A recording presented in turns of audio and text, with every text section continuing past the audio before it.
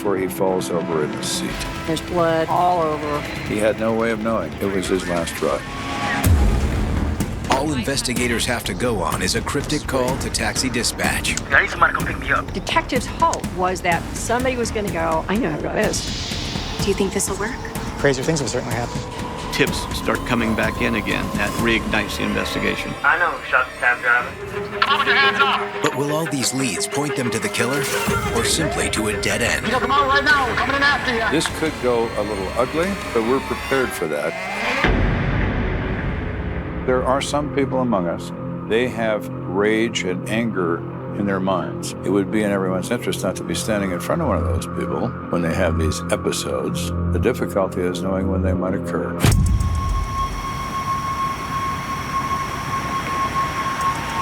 Deputy Randy Chris is patrolling the neighborhood, and it's late. And all of a sudden, he sees a cab stopped, but he doesn't see anybody in it.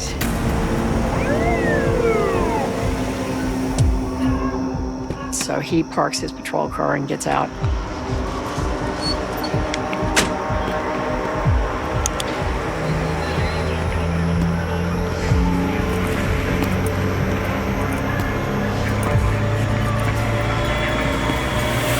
And there is somebody in it. There's blood all over, and there's glass on the hood of the car. I have a code 9 out here. Go ahead and start me additional units. We may have a shooter here in the area. Within the hour, El Paso County Homicide Detective Steve Ganzel joins Detective Mark Finley on scene. Hey, Steve. Hey, Mark. Man, it's been a week from hell, hasn't it? A pager went off just as my head hit the pillow. Back in the early 1990s, the sheriff's office only had about 8 investigators at any given time. Sometimes worked 2 or 3 days straight with no sleep. What are we looking at here? Got a body in the front seat of a cab. Deceased. Multiple gunshot wounds. Taxi, huh? That is an extremely rare event in this area. Part of the reason is there aren't a lot of cabs. Hey, Randy. Detectives, You the one who discovered the body? I did. See this cab pulled over? I light it up, look inside, and this guy's just laying in there dead. We get an ID? We did. We ran the tags. They come back to Stephen White of Colorado Springs. The victim was a white male, appeared to be in early 30s, with several gunshot wounds that were prevalent. Any idea of the caliber? Found 2 .44 slugs. That's about it. It's like one of the slugs passed clean through and pierced the windscreen. Bullet fragments were located where the dash meets the windshield. Once it hit the glass, the bullets then fragmented. That means that parts of the bullet came apart, and that there was damage to the glass itself because of the velocity of the bullet. There are several types of bullets designed to increase the damage they commit to the human body. The most damaging is called a hollow point, where the slug is actually hollowed on the end, allowing the bullet to fragment and spread into a much wider piece of lead. Another bullet type is called a soft point bullet. It's half copper covered and half lead. The round lead end is the very end of the bullet, causing a mushrooming effect when it strikes an object like a human body. We got glass on the hood as well. The glass fragments show directionality, where a person would be behind the driver and the gun would have been up against their head or their neck. Look at how he's laying. Kind of an odd body position to be shot from behind. Exactly. You would think if you were sitting behind someone and you were to shoot someone, that the mere force of the gunshot would push someone forward. But when it was discovered, he was laying on the side, part of him in the right front floorboard, legs were extended down towards the driver's side. That would show or indicate that the body was pushed over sideways and maybe a search was done on the clothing if robbery would have been the motive. Hey, check this out. The meter's still running. We should shut that off, but let's make sure we get a picture of that. Can we get a picture of this meter, please? The amount that's on the register is $53.10. That's a significantly high fare, which means the victim either drove his last customer a long ways or he'd been laying there dead for quite some time. So what are you thinking? Robbery? Certainly makes the most sense considering the circumstances. Cab drivers are a target for armed robbers. They generally carry cash to make change for people who are getting in and out of their cabs. Wait, check him for a wallet? No, let's not disturb the body just yet. Let's get the whole cab towed over to the coroner's office with the body in it. They might be able to spot something that we can't see in bright light. It's very, very rare that you would take a cab with a decedent and move it to a coroner's office, but it was something that we elected to do, be able to work in a controlled environment. In the meantime, we're going to head over to that cab company's central call station. Can you oversee the vehicle's transfer, please? Do. Thank you.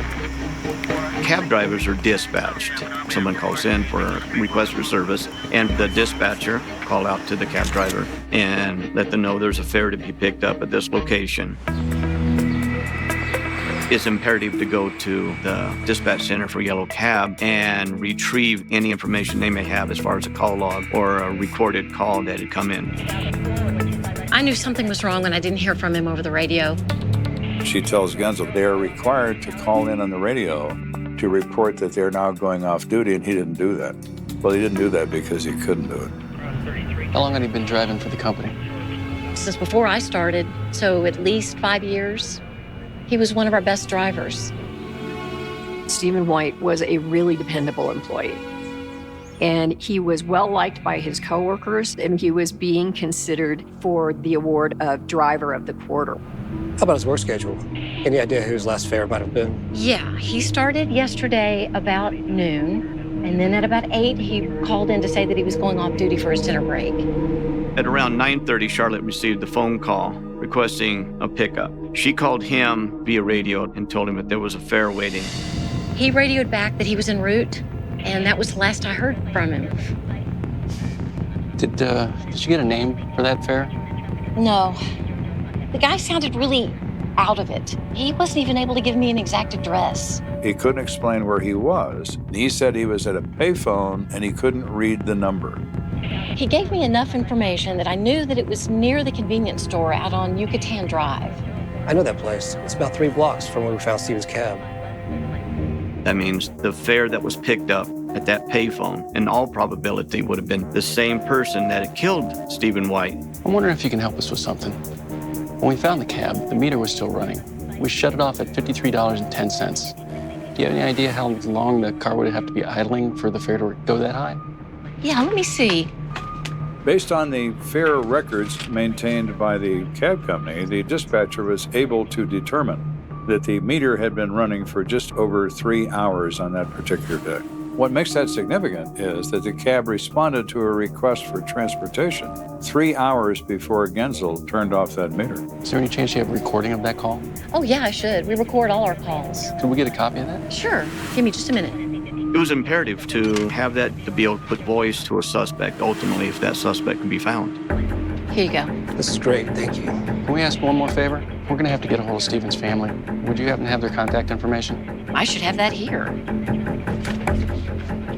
Here you go. His parents are listed as his emergency contact. No, thanks. Can I hang on to this? Sure. I'll get it back to you soon. Thanks. So now we were trying to track down Jerry and Mary White.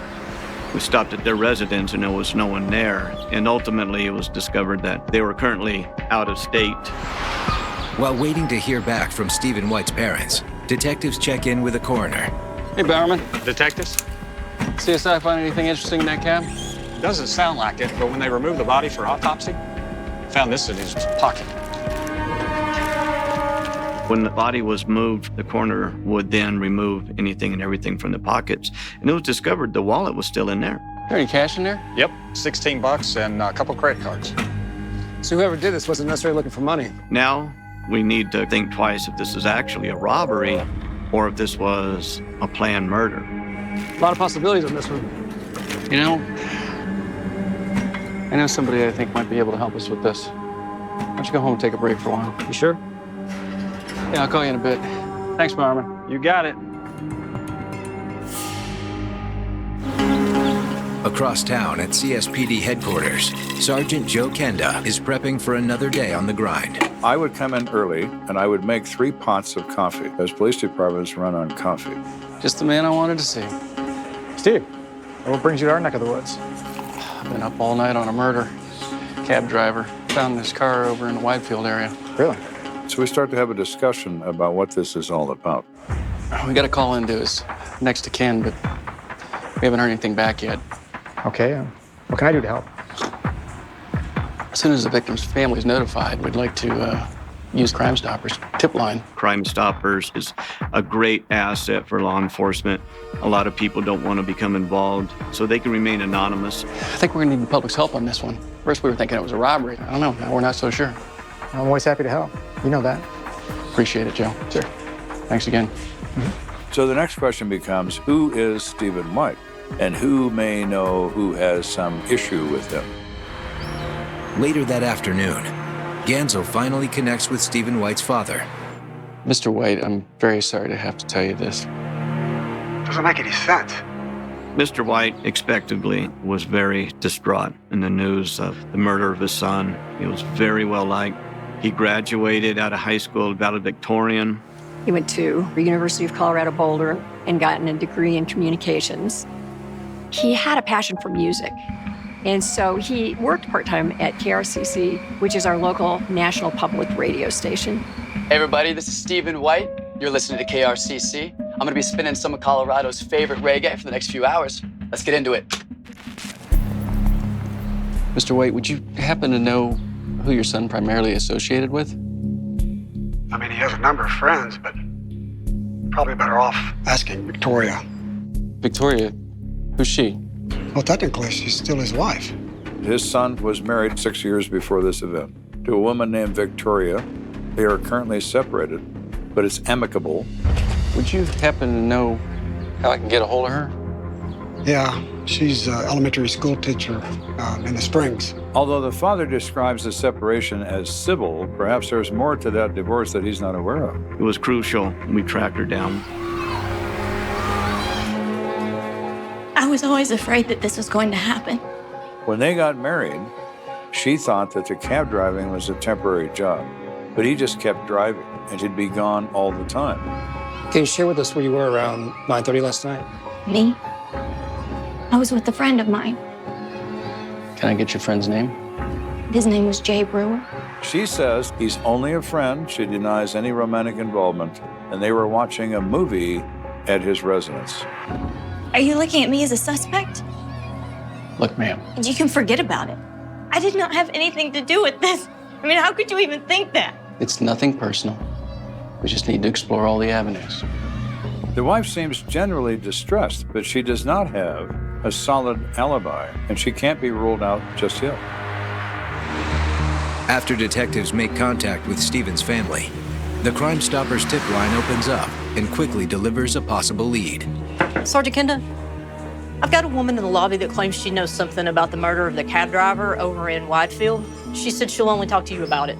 Bring her in. That is not unusual, unfortunately, because everyone in Colorado Springs knew who I was and knew my name. So if they had a police complaint, their neighbor had a barking dog, or their neighbor had a limb that had grown over their fence and they were thus trespassing on their property, I want to talk to Kenda and I don't want to talk to anybody else. The front desk people are well aware of that. You don't have a seat. Maybe some coffee or something? I'm okay.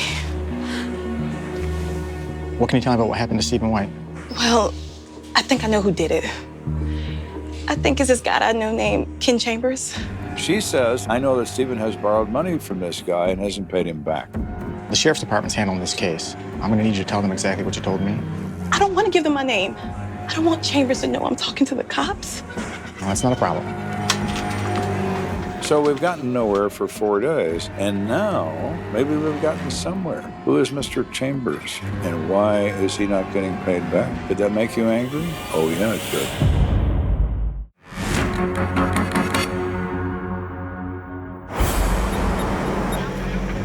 The El Paso County Sheriff's Department and the Colorado Springs PD are jointly investigating the death of Stephen White, a cab driver and part-time disc jockey, and a woman has come forward naming who she believes is the shooter in this case.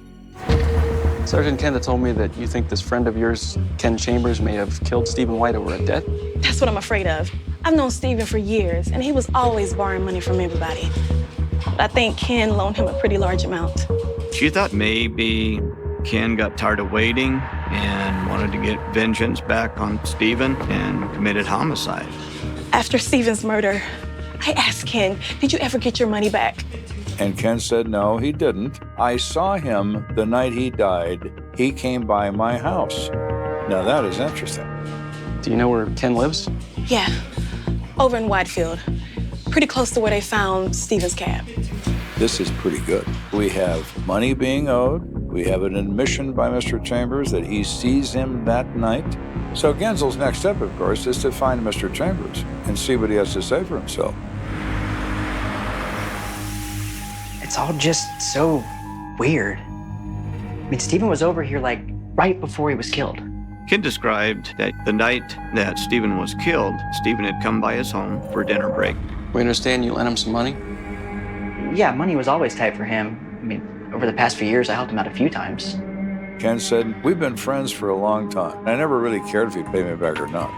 So we go from what seems to be such a promising lead that actually goes up in smoke in front of Genzel. If you ask me, all those money problems can be traced back to his wife. She was bringing him down.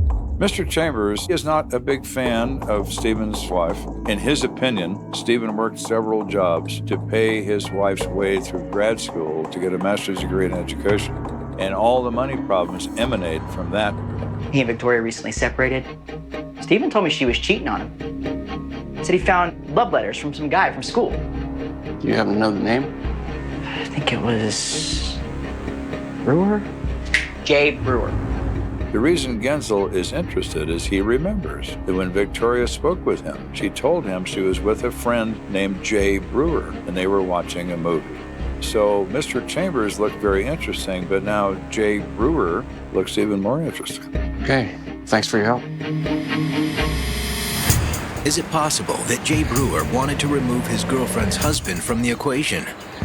Detectives waste no time tracking down an address for their new suspect. Excuse me. Can I help you? You Jay Brewer? Yeah. You know Victoria White? Yeah, I know Victoria. We took a class together at Colorado College. How would you describe your relationship with Victoria? We're just friends, that's all.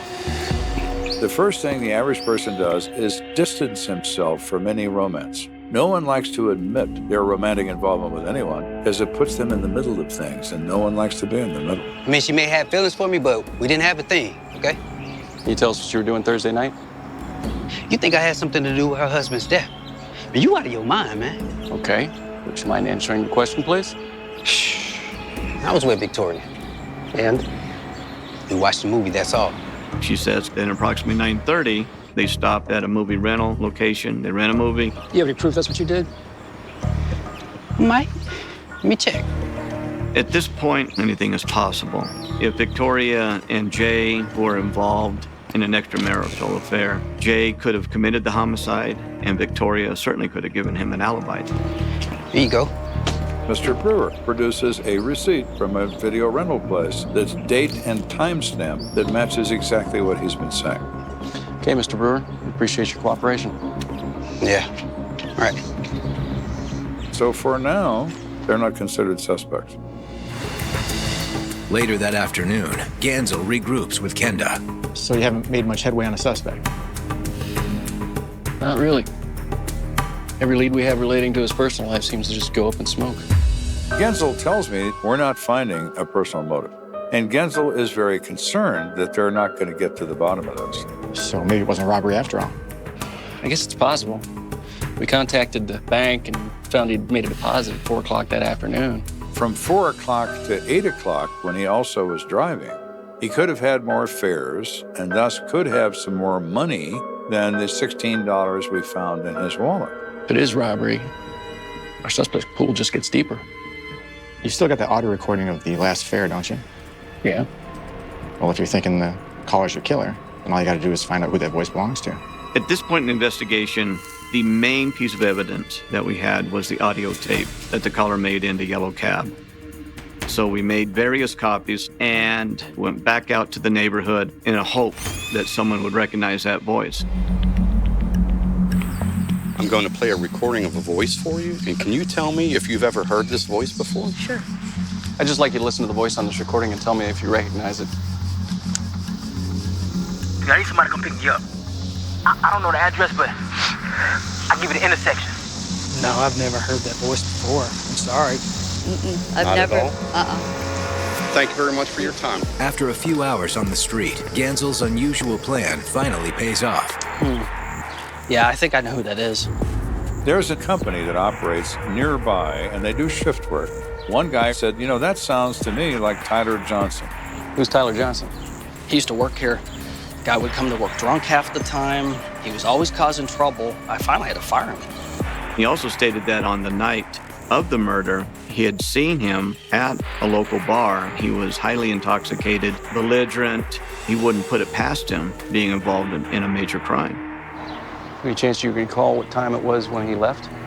Well, I left not long after he did, and I got home about 10, so it must have been about 9:30 or so. We know the call into Yellow Cab was at 9:30, so this individual then became a person of interest. Any idea where I can find Mr. Johnson? I could look his address up for you in our employee records, if you want. I'd really appreciate that. Here we have a guy who apparently likes to drink. He has an extremely bad temper, and he sounds just like the voice on the recording. Is Tyler Johnson our man? Maybe. So let's go see.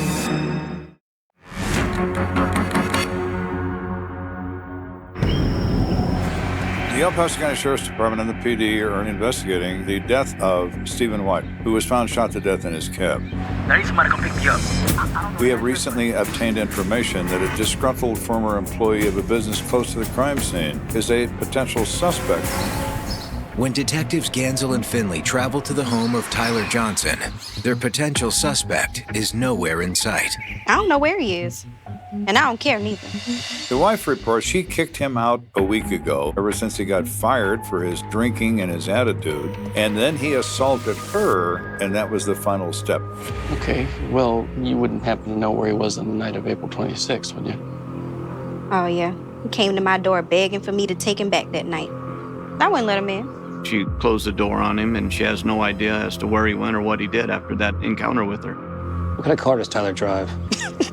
Tyler don't have no car. He like taking cabs everywhere. Damn fool. Do you think he's capable of killing someone? I don't know. When he's drinking? Maybe. So here we have someone who moves around by taxi cab, who is in a foul mood after his wife kicks him out for the final time. Is he a suspect? I would say he has suspect tattooed in his forehead. Do you know how we can reach Tyler? I can talk to his sister. She'll let him know you're looking for him. We'd appreciate that.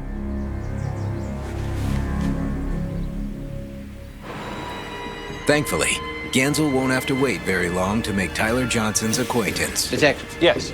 There's a man here to see you. His name's Tyler Johnson. Really? Where? He's in the lobby. I thought to myself, this is it. This is our guy. Outstanding. I understand you guys are looking for me.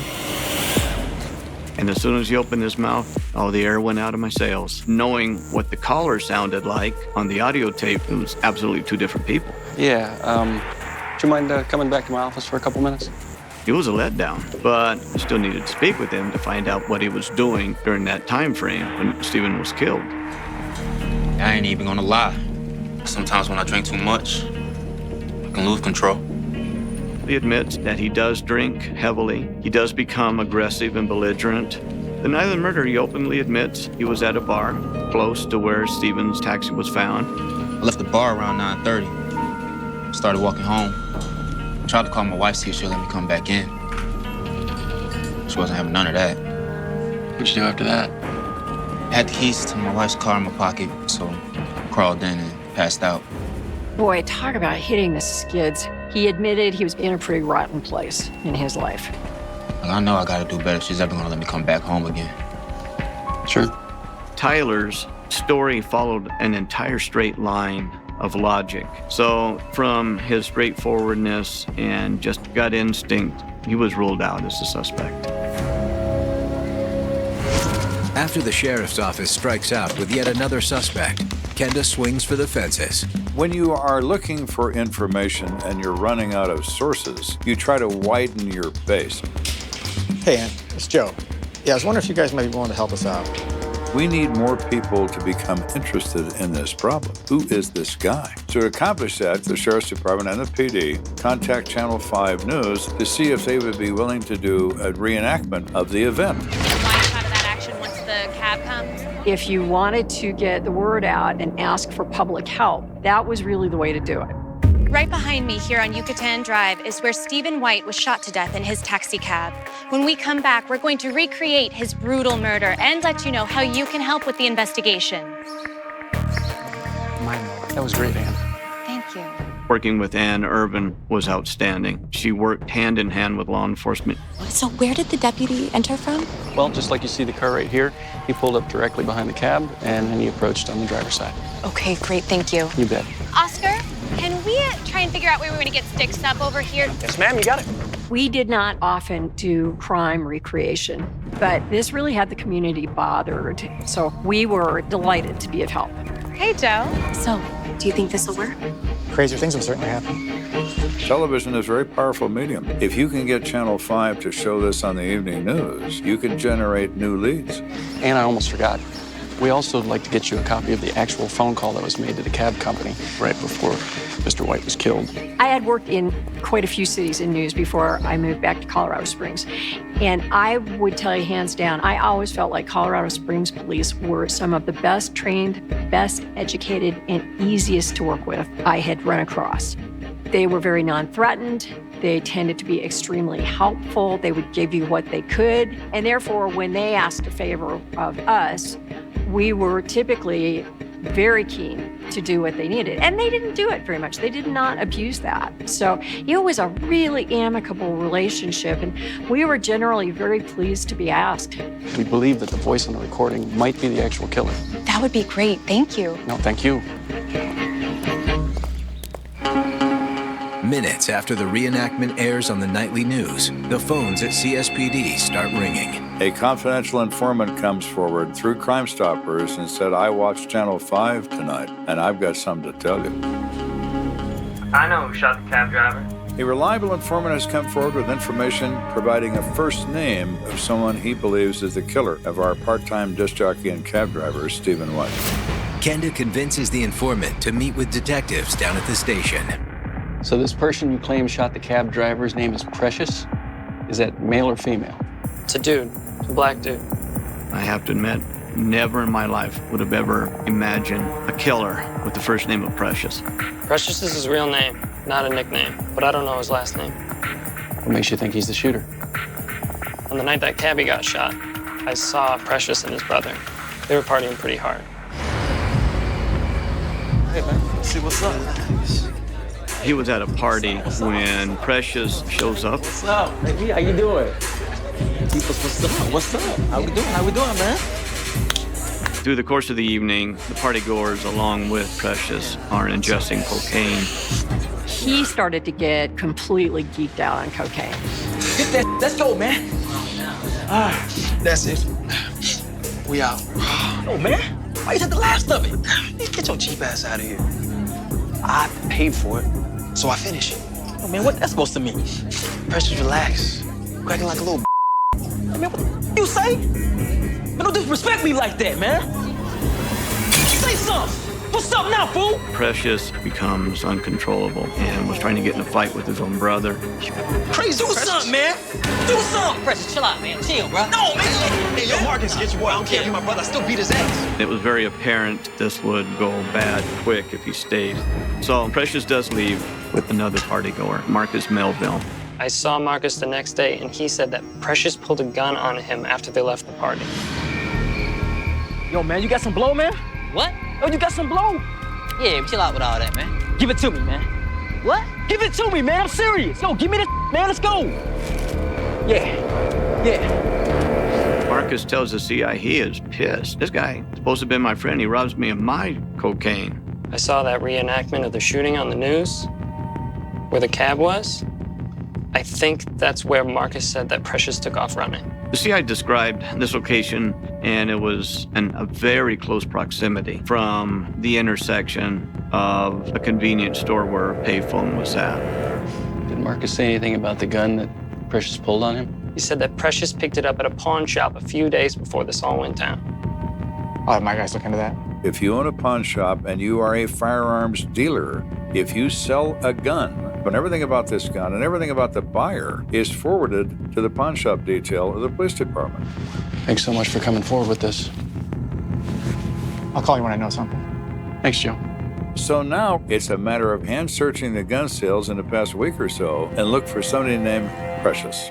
While Kenda checks for information on the weapon, Gansel has a chat with Marcus Melville. I don't know who told you I was at that party, but none of it's true. Melville adamantly denied any knowledge of the party or even known Precious. So nobody pulled a gun on you and took your cocaine? I don't know what you're talking about. Never in my career someone admit they had their drugs stolen. So that's how you will play this, Marcus? You got it twisted. I ain't playing nothing. A couple blocks away, Kenda is hoping to have better luck with the CSPD's pawn unit. Any luck, Sam? Yeah, actually. We found a purchase for a firearm for one Precious Thompson about a week before Stephen White was killed. Okay. The best part is, the gun was a .44 revolver. Precious Thompson has a record as long as your arm, and this gun file says that he bought a .44 Magnum pistol. We have Precious Thompson with the right gun. Do you mind if I take this? Yeah, I made it for you. Go ahead. I appreciate it. Thank you. So now Detective Finley and myself went to the pawn shop. The sales clerk did remember the transaction. Oh yeah, Precious. Hard to forget a name like that. Do you have the purchase form he filled out? Yeah, let me see. When you buy a gun from a licensed gun dealer, you fill out a government form. One of the questions on that form is, have you ever been convicted of a crime punishable by imprisonment in a specified number of years? There you go.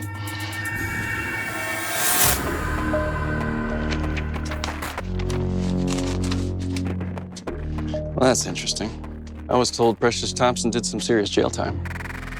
He didn't put that on that form. That is a federal offense to lie on a gun purchase form. He's committed a crime. We can arrest him right now for that. At that point, an arrest warrant was obtained. Knowing his previous criminal history, the decision was made to surround his house and try to talk Precious out of his residence. Everyone knows their roles, right? All right, let's see if we can get them to come out peacefully. Now we'll go to plan B.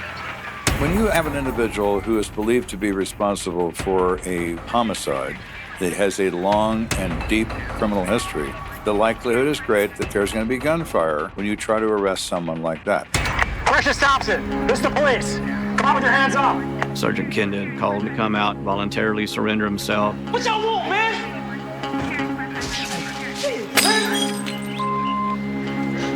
You could see him storming through the house, breaking things, slamming things. Damn pig. It's over, Mr. Thompson. If you don't come out right now, we're coming in after you.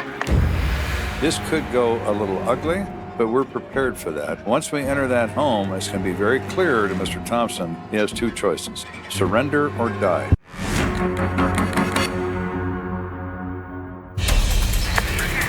It's over, Mr. Thompson.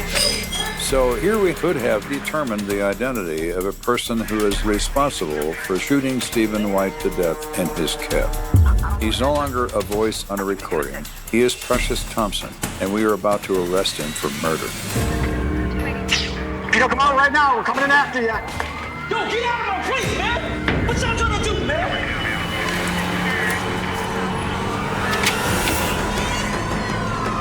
Your hands in the air. What y'all pigs want, man? Step forward. But they ain't do nothing. Keep moving. You guys trying to free me. Stop right there. Down on your knees. Do it now. Precious is put in a police car and transported to the sheriff's department. And immediately, there was a search warrant for his residence. The most important aspect was a firearm. Specifically the firearm that was used to kill Stephen White. You want as much evidence as you can get your hands on, and what we want is that gun. We assume it's here because people like Mr. Thompson, who are criminals, when they get their hands on a gun, they reserve it for further use. They rarely throw it away. They'll conceal it maybe, but they'll keep it. So investigators began a systematic and methodical search of that house, and I can truthfully say we searched every drawer, every vent, every crack, every nook, everything was searched.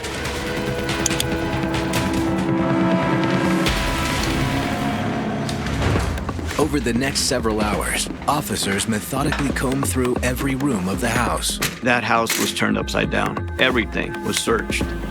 Sir, I think I found something. We found the receipt for the purchase of the .44 caliber revolver. What you got? Let's find that gun. Sounds like a plan.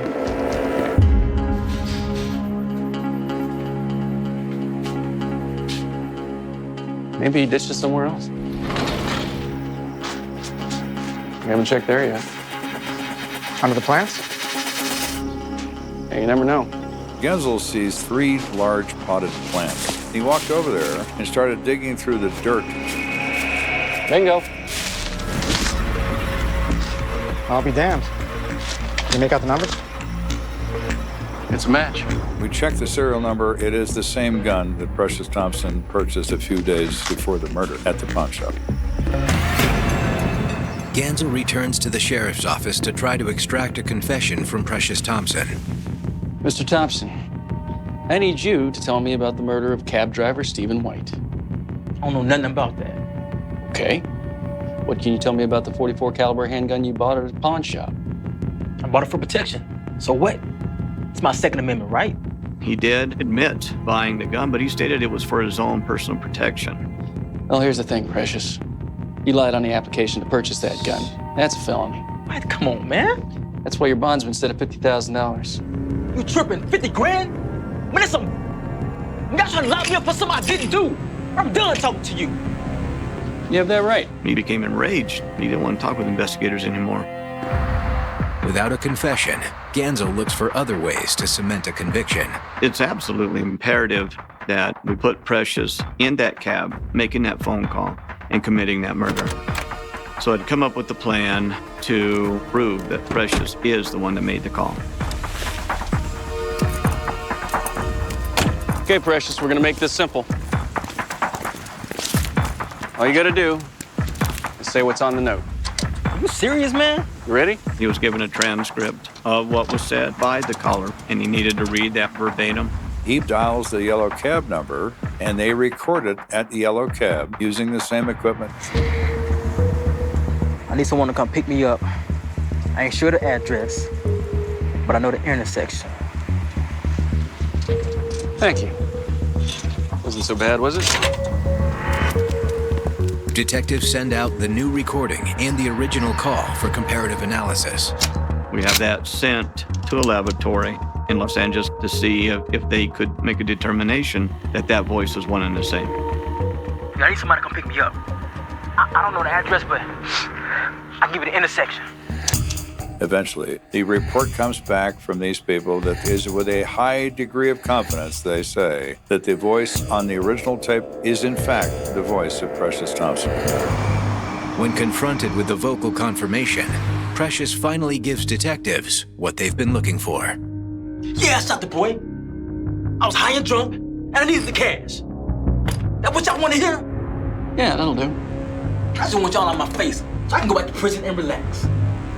Precious Thompson is sent to the Colorado State Penitentiary, where he then can apparently relax. Based on the evidence and Thompson's confession, Kenda and Genzel have a clear idea of what happened on the night of the murder. Precious Thompson is heavily using cocaine, and the use of cocaine induces a feeling of paranoia and also enhances your level of anger and rage. Do something, man! Do something! Precious, chill out. It ain't worth it, bro. Let's Get out, bounce. Let's bounce. Just go crazy ass somewhere else. Precious Thompson is raging on cocaine. Chill out with all that, man. Give it to me, man. He pulls a gun and robs his friend of his money and his drugs. Man, let's go! Yeah. Precious then ran off to the closest payphone.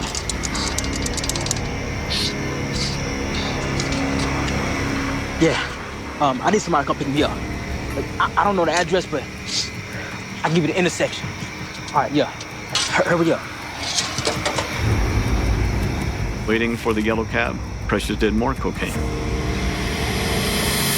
Meanwhile, Stephen White leaves his friend's house. All right, dude. I gotta go to work. All right, man. Thanks for the pizza. Thanks, man. And he drives to the intersection that he's been given by the dispatcher. He had no way of knowing it was his last ride.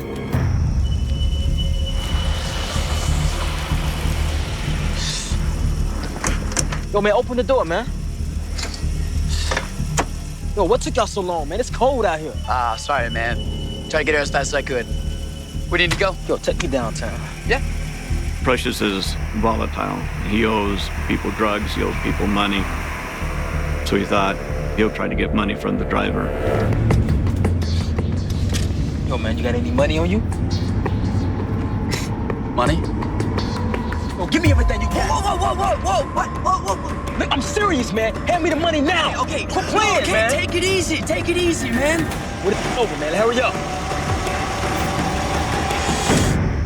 All right. Look. Yo, what the hell is this? This ain't.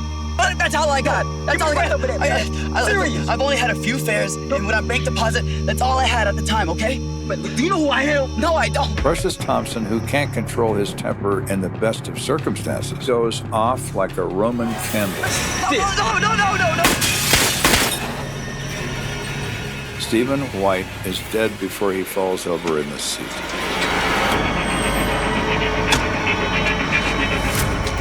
Precious then pushes the body of Stephen over to search his pockets to see if he had any more money.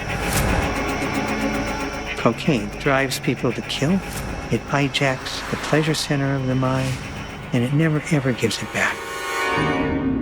At the end of this sad affair, Precious Thompson pleads guilty to second-degree murder and is sentenced to 58 years in prison.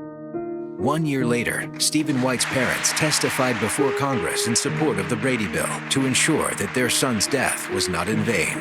The Brady Bill was designed to require a 5-day waiting period and a complete federal criminal background investigation to prevent guns from falling into the hands of people with a criminal history. Stephen's parents pointed out that their son might still be alive if the Brady Bill had been a law at the time of his death. Stephen White's parents, Jerry and Mary White, absolutely made an impact for thousands, maybe even millions of other families since the early 1990s, when ultimately the Brady Bill became enacted. And that was a big deal because it was largely opposed. This was a family that lived in Colorado Springs, which was a very anti-Brady Bill town. Very pro-gun, very anti-gun control. It was a huge issue. I think that the firearms backgrounds absolutely should be conducted. And it was an unfortunate that Precious was able to acquire a handgun so easily, being a convicted felon. It's too easy to lie on a piece of paper and hope you don't get caught. But now with federal background checks, it's more complicated. It's run through the FBI.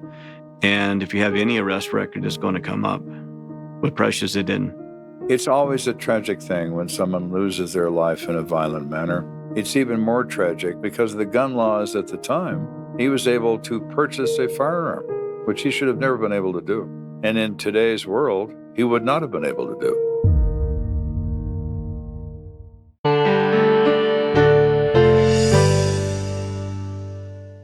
The night California forgot never announced itself as history.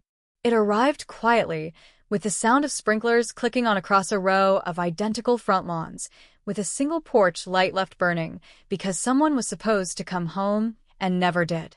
At 11:47 p.m., a neighbor reported an abandoned car idling at the curb, driver's door open, engine still warm. No blood. No struggle. Just silence where a person should have been. By sunrise, the word cold case hadn't been spoken yet, but it was already taking shape, hardening in the air like a bruise that would never fade. The street was the kind people trusted. Palm trees. Mailboxes shaped like birds. A cul-de-sac that smelled faintly of cut grass and ocean salt blown in from miles away.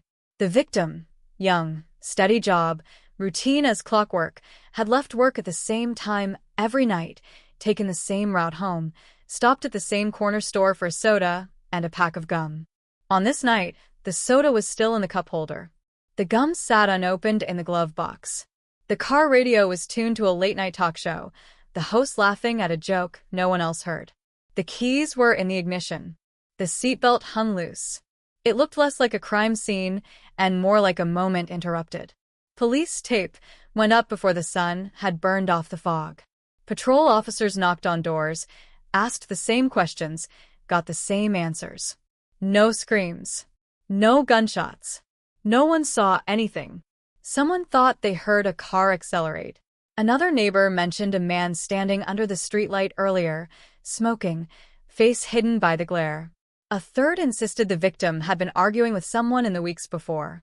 Rumors began moving faster than facts. By noon, television vans lined the block. By evening, the headline had landed: local resident missing in suspected abduction.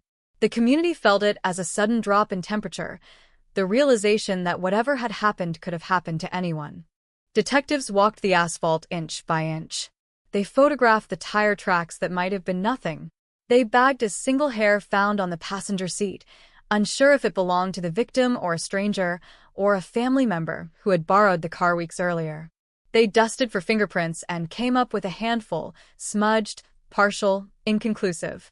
A canvass of the area turned up witnesses with strong opinions and weak details. One clerk remembered selling the soda. One coworker remembered a tense phone call. A former boyfriend was mentioned, then dismissed. A neighbor's son was questioned, then cleared. The case expanded outward, swallowing time and manpower until it reached the edges of what the department could give. In the days that followed, the missing person posters appeared on lampposts and grocery store bulletin boards. A smiling photo, a phone number that rang constantly. Candlelight vigils drew crowds that whispered prayers and shared theories. The family spoke into microphones with voices that shook but never broke, pleading for information, begging for a sign. Detectives stood behind them, eyes scanning the faces, wondering which of these people might know more than they were saying.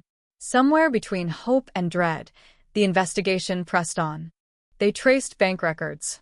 Nothing moved. Phone logs were checked and rechecked, calls mapped out like constellations that refused to form a picture.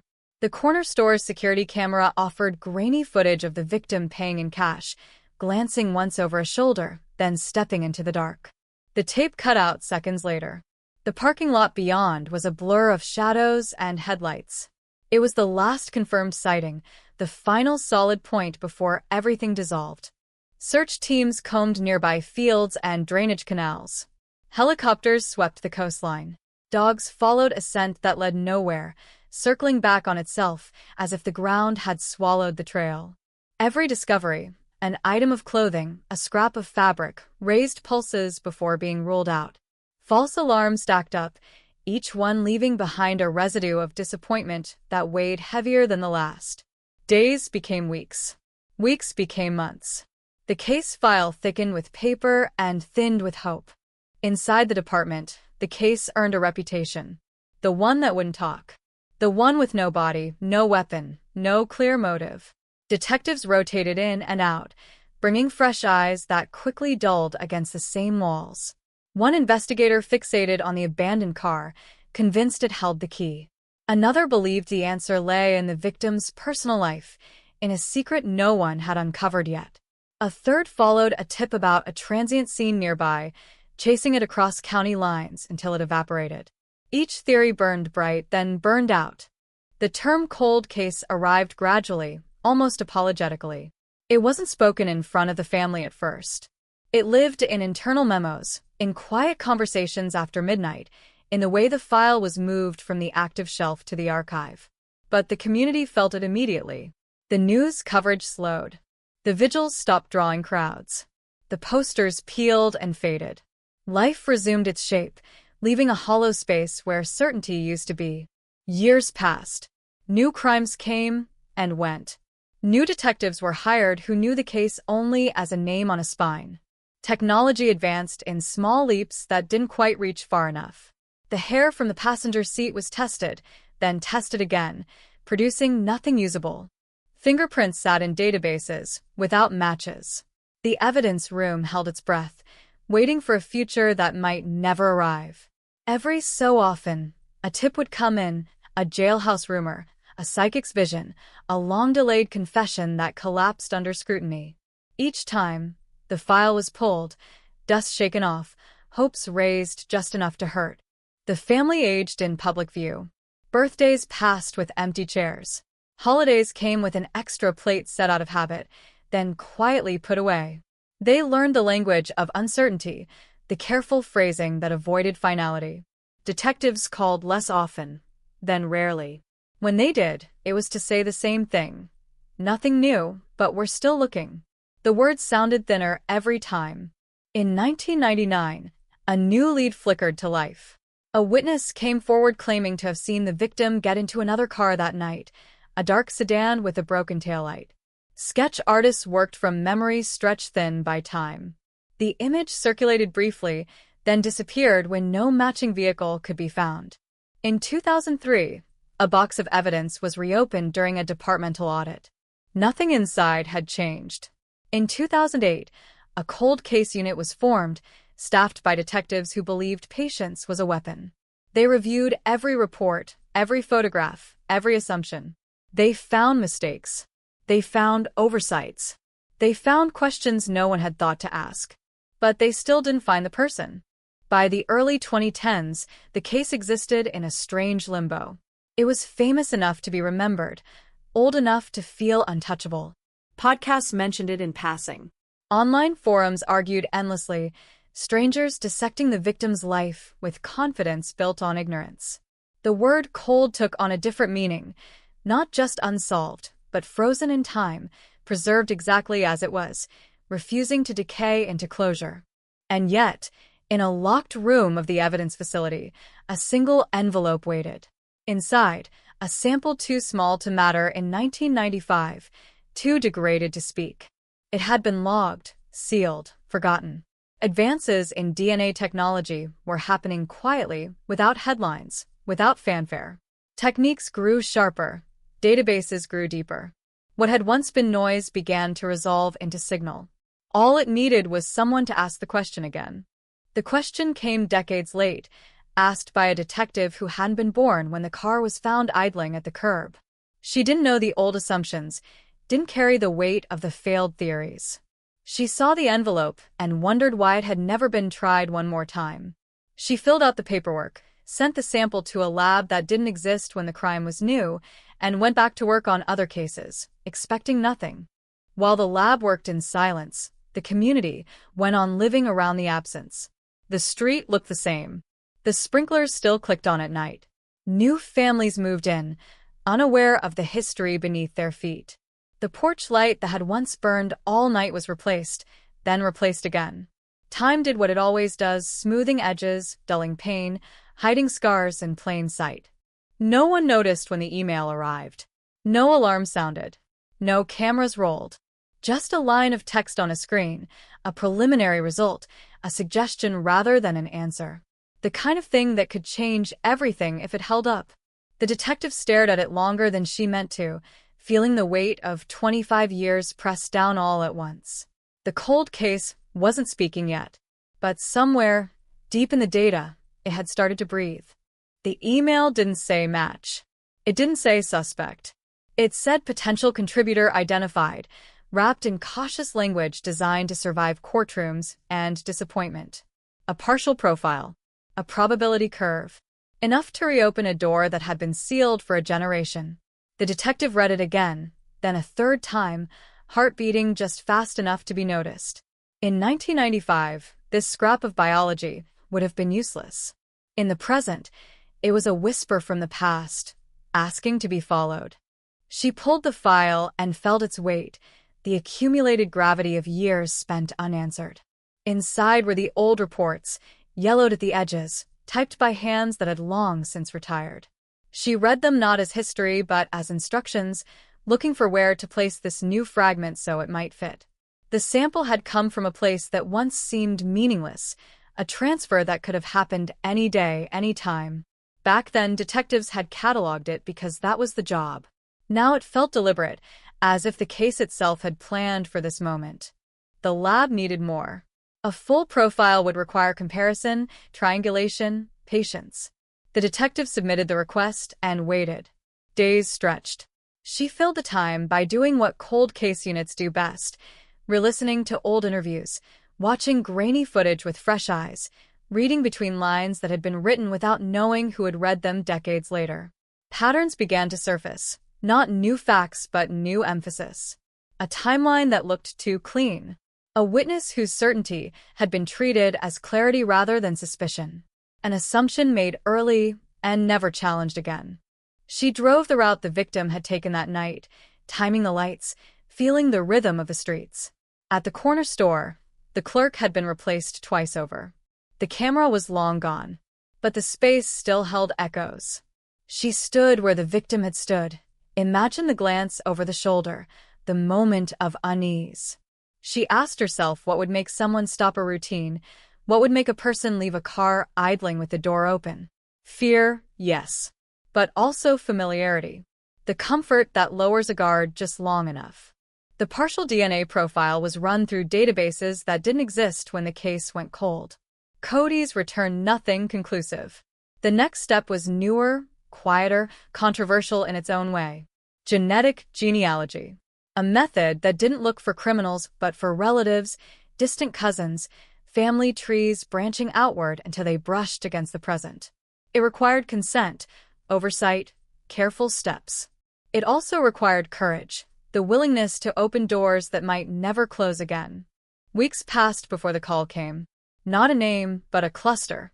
A family line traced back to Northern California, spreading outward over decades. Ordinary people. Teachers. Contractors. Nurses. No history that screamed violence. The detective pinned photos to a board, drew lines that crossed counties and years. She worked backward from the night of the disappearance, asking who could have been in the area, who fit the age range, who had slipped through the cracks of earlier inquiries because they hadn't looked like monsters. One name surfaced more often than the others, not because it was obvious, but because it was invisible. A man who had lived quietly, moved quietly, worked jobs that kept him in the background. In 1995, he had been in his late 20s. He owned a dark sedan around that time. Maintenance records showed a taillight repair months after the disappearance, noted casually, without detail. He had never been interviewed. He had never been a suspect. He had been a neighbor of a neighbor, close enough to know routines, distant enough to avoid scrutiny. The detective didn't jump. Cold cases punish impatience. She built slowly, corroborating what could be corroborated, discarding what couldn't. She found a traffic citation placing him within a mile of the abandoned car earlier that evening. She found a coworker's offhand comment in a deposition from an unrelated case, mentioning a night when he'd shown up late, shaken, saying he'd had car trouble. Nothing that would stand alone. Everything that began to lean. To move forward, she needed confirmation. A direct DNA comparison. That required a sample, and samples require proximity, permission, or ingenuity. Surveillance began quietly. The man lived alone now. No social media presence. No criminal record, worth noting. He took his trash out on Tuesday nights, drank coffee from the same cup every morning, jogged the same route on weekends. Ordinary to the point of anonymity. The kind of life that reassures neighbors and disarms suspicion. The opportunity came unannounced, as they always do. A discarded cup at a gas station. Gloves, evidence bags, chain of custody observed with ritual precision. The detective didn't allow herself to feel anything as the sample was sent to the lab. Experience had taught her what hope does when it runs ahead of proof. She returned to her desk, to the board of faces and lines, to the hum of fluorescent lights that had watched over thousands of unresolved stories. The wait this time was shorter. Technology moves faster when it knows what it's looking for. The call came in the afternoon, when the office was half empty and the sun slanted low through dusty blinds. The lab analyst didn't waste words. The profile matched. Not partially. Not tentatively. A statistical certainty that left no room for coincidence. The air seemed to thicken, the sound of the room receding as if underwater. Procedure took over. Warrants drafted. Supervisors briefed. A plan assembled with the care reserved for moments that will be dissected later, frame by frame. The detective thought of the family, of the years they had spent balancing between belief and despair. She thought of the street, the idling car, the door left open. She thought of how many times the man's face might have passed by cameras, by witnesses, by police, unnoticed. The arrest was scheduled for early morning, when routines are strongest and defenses weakest. Officers approached the house as dawn lifted the fog. The man answered the door in sweatpants and confusion, eyes flicking from badge to badge. He didn't run. He didn't resist. He asked what this was about, voice steady enough to be convincing. When they said the year, 1995, something changed. Not fear. Recognition. The kind that surfaces before the mind can build a lie.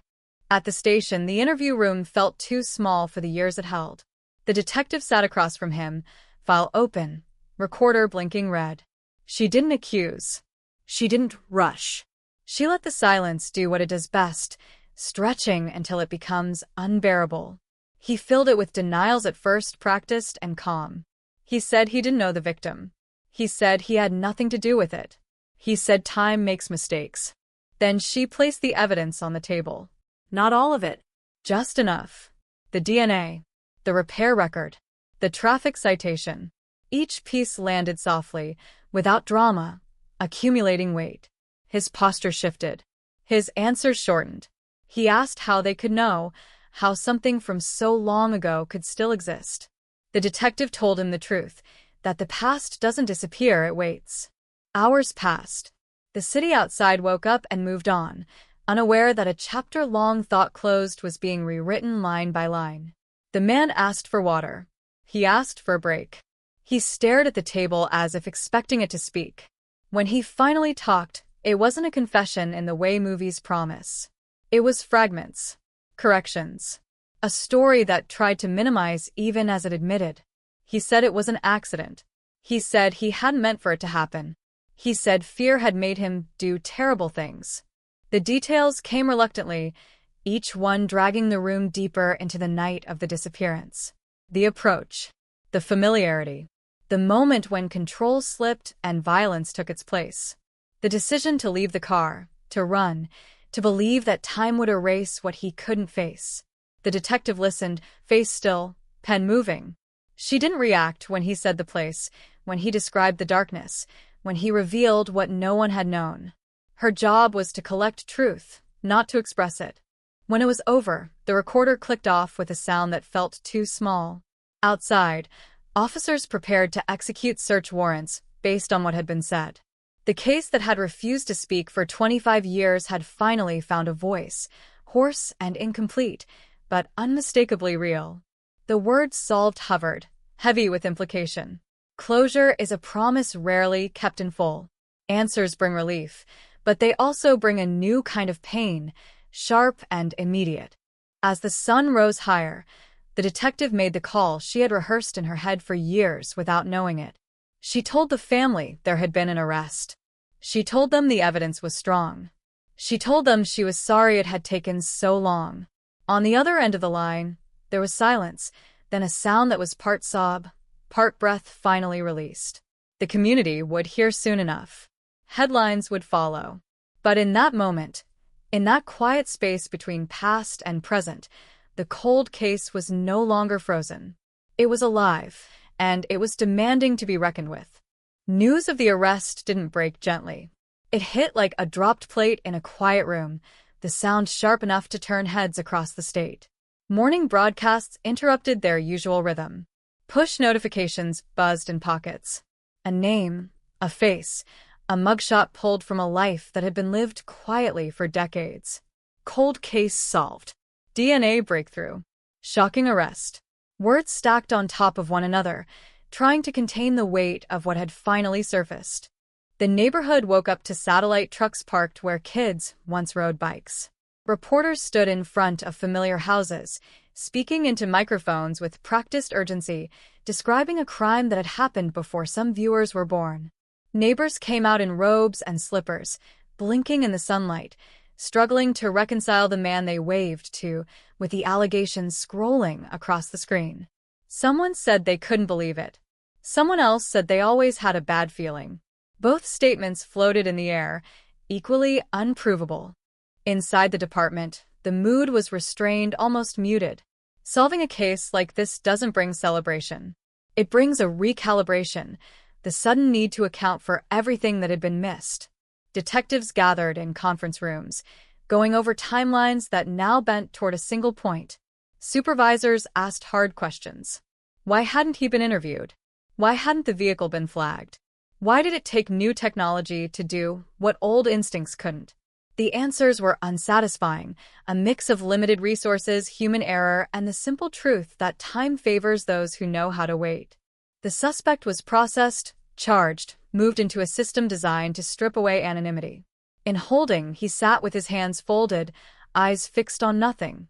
He asked about bail. He asked how long this would take. He asked if people would hate him now. The questions sounded almost childlike, disconnected from the gravity of what he'd admitted. Officers answered what they could and ignored the rest. Their job wasn't to soothe. It was to secure. Prosecutors took over with methodical precision. They reviewed the confession, careful not to treat it as a gift. Confessions are fragile things, easily challenged, easily contaminated. They leaned instead on the science, the chain of custody, the probabilities that spoke in numbers too large to ignore. They prepared for a defense that would argue contamination, coercion, coincidence. They prepared for a courtroom battle that would stretch the case into a new phase, one defined not by mystery, but by proof. Search teams moved on the locations mentioned during the interview, places that had been overlooked, dismissed, or simply never considered. Fields that had been plowed and replanted. Drainage areas altered by years of development. They worked with maps old and new, trying to overlay memory onto landscape. The ground doesn't remember the way people do. It keeps its secrets deep, indifferent to the need for answers. When the first discovery was made, it wasn't dramatic. No sudden revelation. Just a quiet confirmation, enough to support what had been said. Enough to anchor the story in physical reality. Evidence was photographed, cataloged, handled with a reverence born of understanding what it represented. For the first time, the case had something it had never had before, a tangible end to chase. The family was notified again, this time with details that were harder to hear. They sat together in a room they'd occupied too many times before, listening as detectives explained what had been found, what it meant, what came next.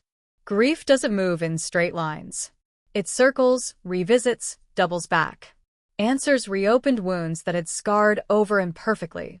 Relief tangled with anger. Closure revealed itself as a concept more useful to headlines than to hearts.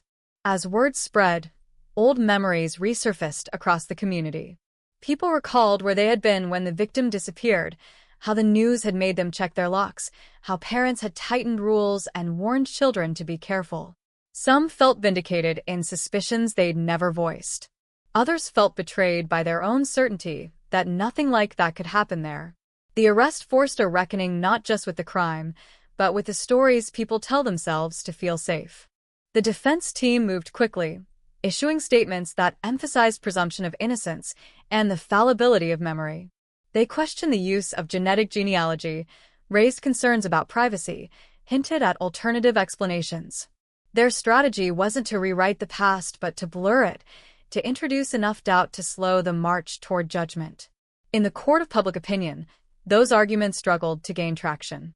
The phrase DNA match carries a weight few words can counter. Still, the law demands more than belief. It demands process. Hearings were scheduled. Motions filed. Experts prepared to testify about probabilities and protocols, about why this match mattered, and why it could be trusted.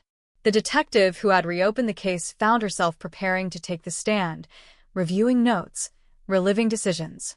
She understood that her role would be scrutinized, her choices dissected. She welcomed it. Transparency was the price of progress. In quieter moments, she thought about the years between the crime and the arrest, about the lives lived in parallel, one defined by absence, the other by concealment. She wondered how many times the suspect had thought about that night, whether it had haunted him or faded into abstraction. She wondered how many times the victim's name had crossed his mind, and whether guilt had ever come close to the surface. These were questions without evidentiary value, destined to remain personal and unanswered. The media cycle moved on, as it always does, chasing the next shock. But the case lingered in long-form articles and late-night discussions, dissected by commentators and armchair detectives. Some praised the power of new technology. Others warned of its reach. The term cold case took on a different tone, less a symbol of failure and more a promise that time could be reversed, that the past could be pulled forward and examined under modern light. Inside the jail, the suspect adjusted to a life defined by schedules and supervision. He met with attorneys, answered questions, stared at walls. He asked again about the year, about how something from 1995 could come back to find him. One guard told him the truth without malice. Nothing ever really goes away. It just waits. The detective returned to her desk, the board of photos and lines now altered, some pieces removed, others fixed in place. The case file was no longer expanding into uncertainty. It was narrowing, sharpening. Yet the sense of victory remained elusive. Solving a case doesn't undo it. It doesn't return what was taken. It simply changes the shape of the silence. As pretrial motions dragged on, the family prepared themselves for another public chapter. They practiced answers to questions they never wanted to hear. They decided who would attend hearings and who would stay home. They learned again how to carry their story, how to protect themselves from the curiosity of strangers. Their private grief had become a public artifact, something consumed and discussed, stripped of its intimacy. One evening, years after the disappearance, a light was left on at the old house, not out of hope but out of habit. The street was quieter now, traffic diverted, trees taller. The world had moved forward, dragging the past with it. Somewhere in a courtroom yet to convene, the next act of the story waited, full of arguments and evidence, of truth contested and truth affirmed. The cold case had been solved, according to the headlines. But resolution is not a single moment. It's a process, unfolding slowly, unevenly, leaving behind questions even as it answers others. As the legal machinery turned, grinding toward a trial that would force the past into the present one more time, the community held its breath, not for shock this time, but for something quieter, harder to define. A sense that the long night that began in 1995 was finally approaching dawn, even if the light it promised was harsh and unforgiving. The courtroom felt smaller than it looked on television, wood polished by decades of tension. Flags standing rigid in corners like witnesses who never speak. On the first day of hearings, the gallery filled early, bodies pressing into benches with the impatience of people who had waited 25 years to sit in this room. The defendant was led in wearing county blues, his face thinner now, older, but unmistakably the same man whose image had flooded screens weeks earlier. He avoided the cameras. He did not avoid the family. The judge's gavel brought the room to order, a sound that cut through whispers and clicking shutters. Names were read. Charges stated. The words sounded clinical, stripped of the years they represented. The prosecutor stood and outlined the case with careful restraint, emphasizing evidence over emotion, probability over narrative. DNA recovered from the victim's car. A genealogical trail leading to the defendant. Corroborating records that placed him near the scene. A confession, partial but detailed, given without coercion. Each point was delivered like a nail driven cleanly into wood. The defense responded with practiced calm. They spoke of reasonable doubt, of evolving science, of the danger in trusting technology too completely. They suggested contamination, coincidence, overreach. They reminded the court that time distorts memory, that people confess under pressure, that a life lived quietly for decades does not fit the image of a predator. Their words floated in the air, searching for purchase. Some found it, others fell flat. Expert witnesses followed, one after another, explaining processes that had not existed when the case was new. The DNA analyst described degradation and amplification, how fragments too small to matter once could now speak volumes. Charts appeared on screens, numbers climbing into the billions, probabilities stretching beyond everyday comprehension. The genealogist explained family trees and shared markers, how a single sample could map relationships across generations. The defense cross-examined relentlessly, probing for weakness, for assumptions disguised as fact. The answers held. When the detective took the stand, the room leaned forward. She spoke plainly, without flourish, recounting how the case had been reopened, how the evidence had been handled, how the suspect had been identified and approached. She described the interview in measured terms, careful not to editorialize.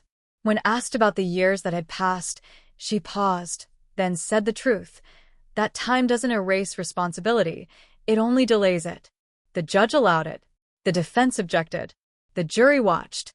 The family listened in silence, hands clasped, eyes fixed ahead. They had learned long ago that reaction would be scrutinized, misread, turned into commentary. Their grief was old enough to be quiet, but not old enough to be distant. Each detail pulled them backward, forcing them to relive moments they had spent years trying to survive. Still, they stayed. Leaving felt like surrender. Outside the courthouse, microphones waited. The commentators debated privacy and justice, technology and ethics. Some called the arrest a triumph. Others called it a warning. The phrase cold case was repeated until it lost texture, until it became shorthand for a promise that the past could be corrected. Lost in the discussion was the simple fact that no verdict could return what had been taken. As proceedings continued, the prosecution introduced physical evidence recovered after the arrest. Items that corroborated the defendant's account, tying words to place. The defense attempted to limit their impact, arguing degradation, misinterpretation. The judge ruled carefully, aware that this case would be studied long after it concluded. Every decision carried weight beyond the room. The defendant took notes throughout, occasionally leaning toward his attorney to whisper questions. When his name was spoken, he looked up. When the victim's name was spoken, he looked down. The jury noticed. Everyone noticed. Meaning was assigned to gestures that might have meant nothing, the human mind desperate for signals. Midway through the hearings, the defendant chose to speak. Not a full testimony, but a statement read by counsel, expressing regret without admission, sorrow without clarity. It satisfied no one. The family heard echoes of apology without accountability. The prosecution heard strategy. The public heard whatever they needed to hear. The judge accepted it and moved on. Days blurred together. Legal arguments replaced speculation. Evidence replaced rumor. The case transformed from story to structure, held up by statutes and precedent. Yet beneath the order, emotion pulsed, threatening to break through. Every recess felt like a release valve, allowing the room to breathe before tightening again. In the final moments of the hearing phase, the judge ruled that the case would proceed to trial. The words landed heavily, both expected and momentous. The defendant was remanded. The family exhaled, some for the first time in weeks. Outside, the crowd shifted, already framing the next chapter in their minds. That night, the detective returned home later than usual. She sat at her kitchen table, the day replaying in fragments. She thought about the envelope in the evidence room, the one that had waited so patiently. She thought about how close the case had come to remaining silent forever. She understood now that solving it was only part of the work. The rest belonged to the courts, to the family, to a community learning how to carry truth without being crushed by it. The cold case had entered a new season, one governed by law rather than mystery. Yet the tension remained, sharpened by the knowledge that nothing was guaranteed. Verdicts can surprise. Jurors are human. Justice, like memory, is imperfect. As the courthouse lights dimmed and the street emptied, the weight of 1995 pressed forward again, demanding to be seen, to be judged, to be named for what it was. Jury selection began with the quiet violence of elimination. Names were called. Hands were raised. Lives brushed against the case for a moment and were dismissed or pulled in. Prospective jurors spoke about their beliefs in science, their trust in law enforcement, their capacity to be impartial after decades of headlines and hindsight. Attorneys listened for cracks, for certainty masquerading as fairness. Each strike reshaped the room until 12 strangers remained, bound together by obligation and the promise to decide the fate of a past they had not lived. Opening statements landed like opposing weather systems. The prosecution moved first, steady and deliberate, sketching a path from a silent street in 1995 to a courtroom lit by screens and certainty. They spoke of routine broken, of a car left breathing at the curb, of evidence too small to matter then and powerful enough to speak now. They did not linger on emotion. They let the facts accumulate, trusting gravity to do the rest. The defense followed with a different rhythm, softer but persistent. They warned against the seduction of hindsight, against mistaking technological sophistication for infallibility. They framed the years as an enemy of accuracy, suggested that the prosecution's story was neat because it had been curated by time. They asked the jury to hold doubt tightly, to resist the urge to fill gaps with belief. Witnesses took the stand in a sequence that mirrored the investigation itself.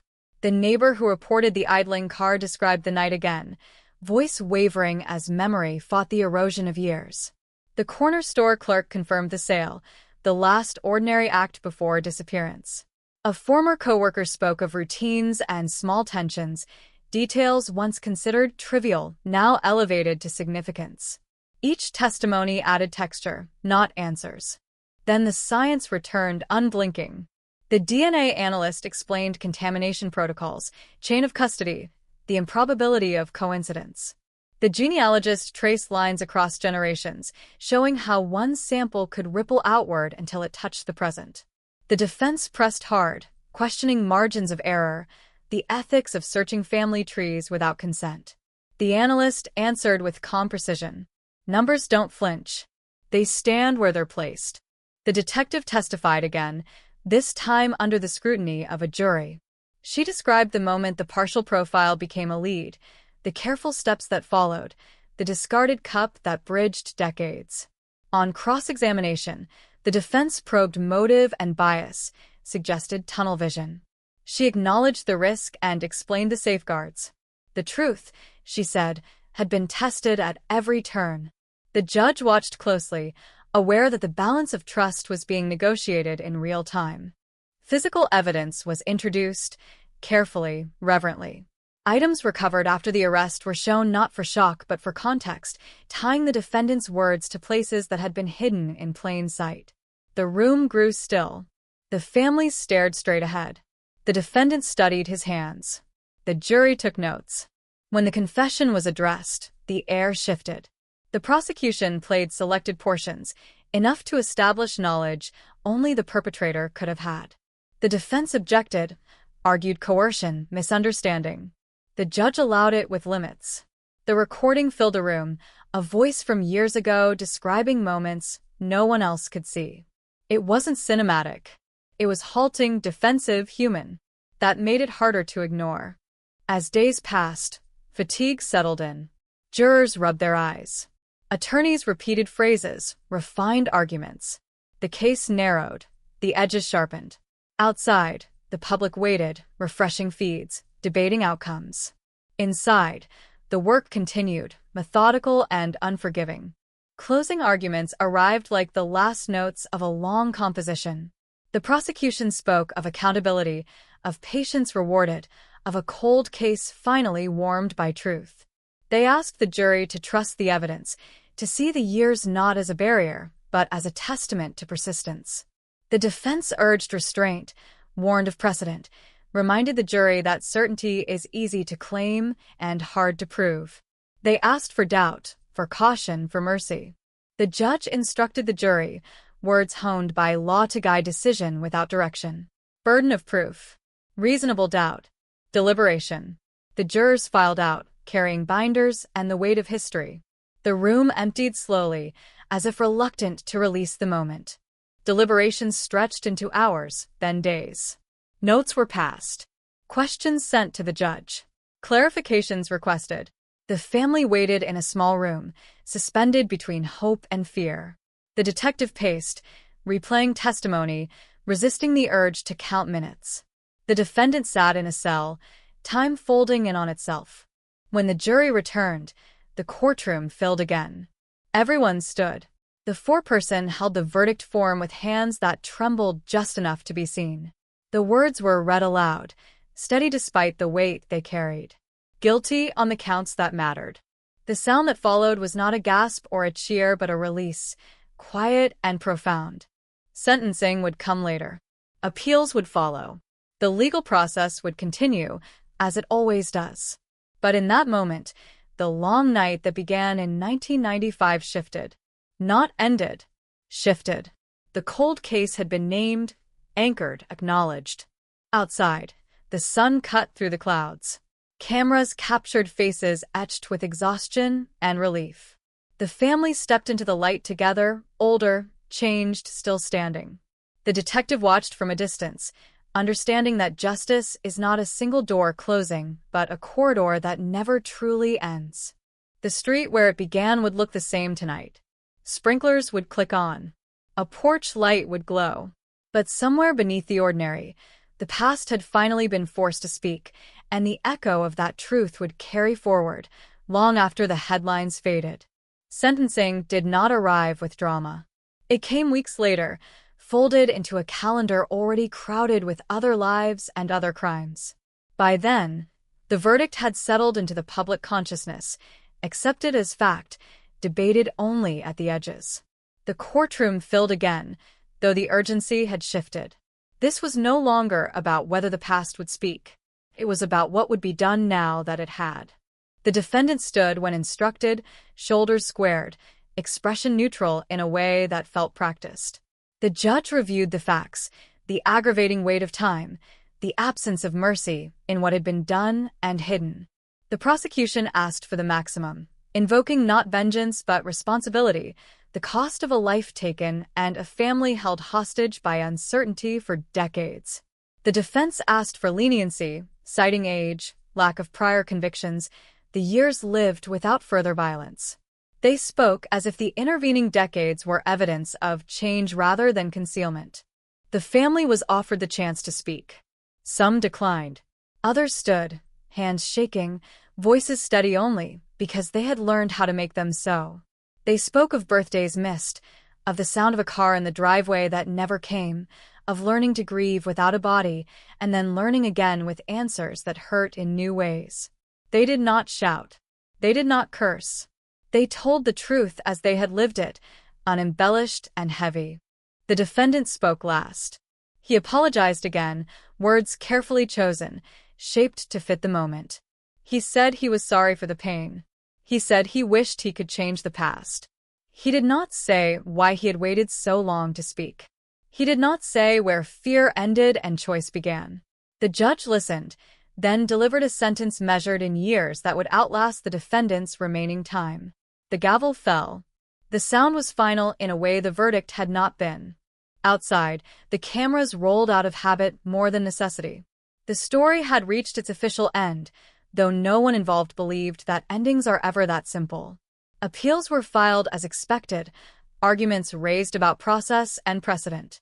They moved through the system with the slow inevitability of bureaucracy. Some were denied. Others lingered. The law, like memory, takes its time. The detective returned to the cold case unit with a sense of completion that felt unfamiliar. The board had been cleared, photos removed, lines erased. The file was stamped, cataloged, placed where solved cases go. She knew that solving it would define her career in ways she couldn't control. Interviews came and went. Conferences invited her to speak about technique and patience. She talked about evidence, about restraint, about letting the past answer when it's ready. She avoided the word closure. She had learned it doesn't belong to the people who do the work. In the neighborhood, life adjusted again. The house where the defendant had lived was sold, repainted, reoccupied. New routines replaced old ones. Children played on sidewalks that once held news vans. The story became something residents mentioned cautiously to newcomers, a warning and a reassurance, tangled together. It had happened here. It had been answered here. Both statements felt true, and neither brought comfort. The family navigated a different landscape now, one shaped by certainty rather than speculation. They visited the places named in court, stood where the past had been hidden. They made choices about memorials and silence, about what to keep and what to let go. Some relationships deepened. Others strained under the weight of divergent grief. Healing did not arrive as a wave. It came in fragments, uneven and unpredictable. Public attention shifted, as it always does. New cases rose to the surface, each demanding urgency, each promising answers. The solved cold case became a reference point, a reminder used by advocates and skeptics alike. It proved that time could be reversed. It also proved that reversal comes at a cost. In quiet moments, the detective thought about the envelope again, the sample that had waited. She wondered how many others were still out there, sealed and silent, waiting for someone to ask the question one more time. She understood that technology is only a tool. Persistence is the engine. Without someone willing to look again, progress remains theoretical. The defendant adjusted to prison life with the resignation of someone who had always believed the future could be delayed, but not denied. He wrote letters that went unanswered. He filed motions that were denied or deferred. He aged quickly, time catching up all at once. In rare interviews, he spoke of regret without detail, of a night he wished he could forget. The world did not owe him that mercy. The case continued to ripple outward in ways no one had predicted. Policies were reviewed, training updated, departments re-examined old evidence with new eyes. Some samples spoke. Others remained mute. Families called, hopeful and afraid, asking whether their stories might be next. There were no promises, only process. Years after sentencing, on an anniversary marked quietly by those who remembered, the street looked ordinary enough to be invisible. The sprinklers clicked on. The porch lights glowed. Cars passed without slowing. The absence that once defined the place had softened into something less sharp but still present, like a scar beneath clothing. The cold case had been solved, the headline said. And they were right, in the narrow way headlines are right. But the truth lived in the spaces between those words, in the long wait and the imperfect relief, in the understanding that justice is not a cure but a reckoning. The past had been forced into the light. What people did with that light remained, as always, their own burden to carry. Time did not stop after sentencing. It rarely does. Instead, it stretched, reconfigured, settled into new patterns that carried the case forward in subtler ways. Appeals moved through the courts with mechanical patience, each filing a reminder that certainty is never absolute. Legal language replaced headlines, arguments reduced to footnotes and precedent. For the family, every notice reopened a door they had just managed to close. For the system, it was routine. For the past, it was persistence. The appellate judges read transcripts instead of faces, weighed procedure instead of pain. They focused on questions that sounded distant to anyone who had lived the story. Was the DNA collection lawful? Were the genealogical searches within bounds? Had the confession been admitted correctly? The answers arrived slowly, methodically, almost indifferently. One by one, challenges were denied. The verdict held. The sentence stood. The law affirmed what the evidence had already declared. As the legal noise faded, something quieter took its place. Reflection. The case began to be taught, not just discussed. Police academies dissected it in classrooms, instructors pointing to the moment where technology met patience. Law students debated the ethics of genetic genealogy, arguing privacy against accountability. Journalists revisited the timeline with fresh language, less urgency, more nuance. The story matured, shedding its shock value and gaining complexity. The detective found herself increasingly removed from the center of it. New cases demanded attention. New files stacked up. The solved cold case became a reference she carried with her rather than a weight she held. Still, it followed her into quiet moments. She would see a familiar streetlight or an idling car and feel the echo of that first night, the one she had never witnessed but now knew intimately. Some stories embed themselves that way. The family marked milestones privately. Anniversaries passed with fewer public acknowledgments, more personal rituals. They visited a grave that now existed, tangible and named. They spoke the victim's name without the ache of uncertainty, replacing one kind of pain with another that felt, somehow, more honest. They learned that answers don't simplify grief. They complicate it, giving it shape without offering relief. In the community, memory softened. New residents learned the story in fragments, a cautionary tale summarized over backyard fences. Those who had lived through it carried a sharper version, one that never fully dulled. They remembered the night routines broke, the way trust thinned, the sense that something unseen had slipped through. The arrest had restored faith in process, not in safety. Safety, they knew now, is a belief that must be renewed constantly. The technology that solved the case continued to evolve, racing ahead of policy and comfort. Databases expanded, techniques refined. Each advancement promised more answers and raised more questions. Advocates pointed to this case as proof of necessity. Critics pointed to it as a warning. Both were right. Progress does not choose sides. It demands responsibility. Somewhere in storage, the physical evidence from the case rested again, no longer dormant, but no longer active. Labels neat, seals intact. The envelope that had once waited now sat among others, a veteran of patience. It had done its work. Others still waited, carrying the potential to disrupt lives and rewrite histories. The defendant aged visibly in custody, health declining in ways that could not be appealed. His world narrowed to schedules and concrete, to memories he could not escape and futures he could not shape. In moments of candor, he admitted surprise at being found, at how something so small could undo him after so long. He spoke as if the years had belonged to him by default. The world did not agree. Occasionally, letters arrived at the department from families with their own unanswered questions. They referenced this case explicitly, asking whether hope was reasonable or cruel. The responses were careful, measured. There were no guarantees, only the possibility that waiting might someday end. Hope handled correctly can be a tool. Handled poorly, it becomes another wound. The detective eventually took a promotion, her desk moving farther from the evidence room. On her last day in the unit, she walked past the shelves one final time, reading names she had learned to pronounce with care. She stopped briefly at the place where the solved file had once sat, acknowledging it without ceremony.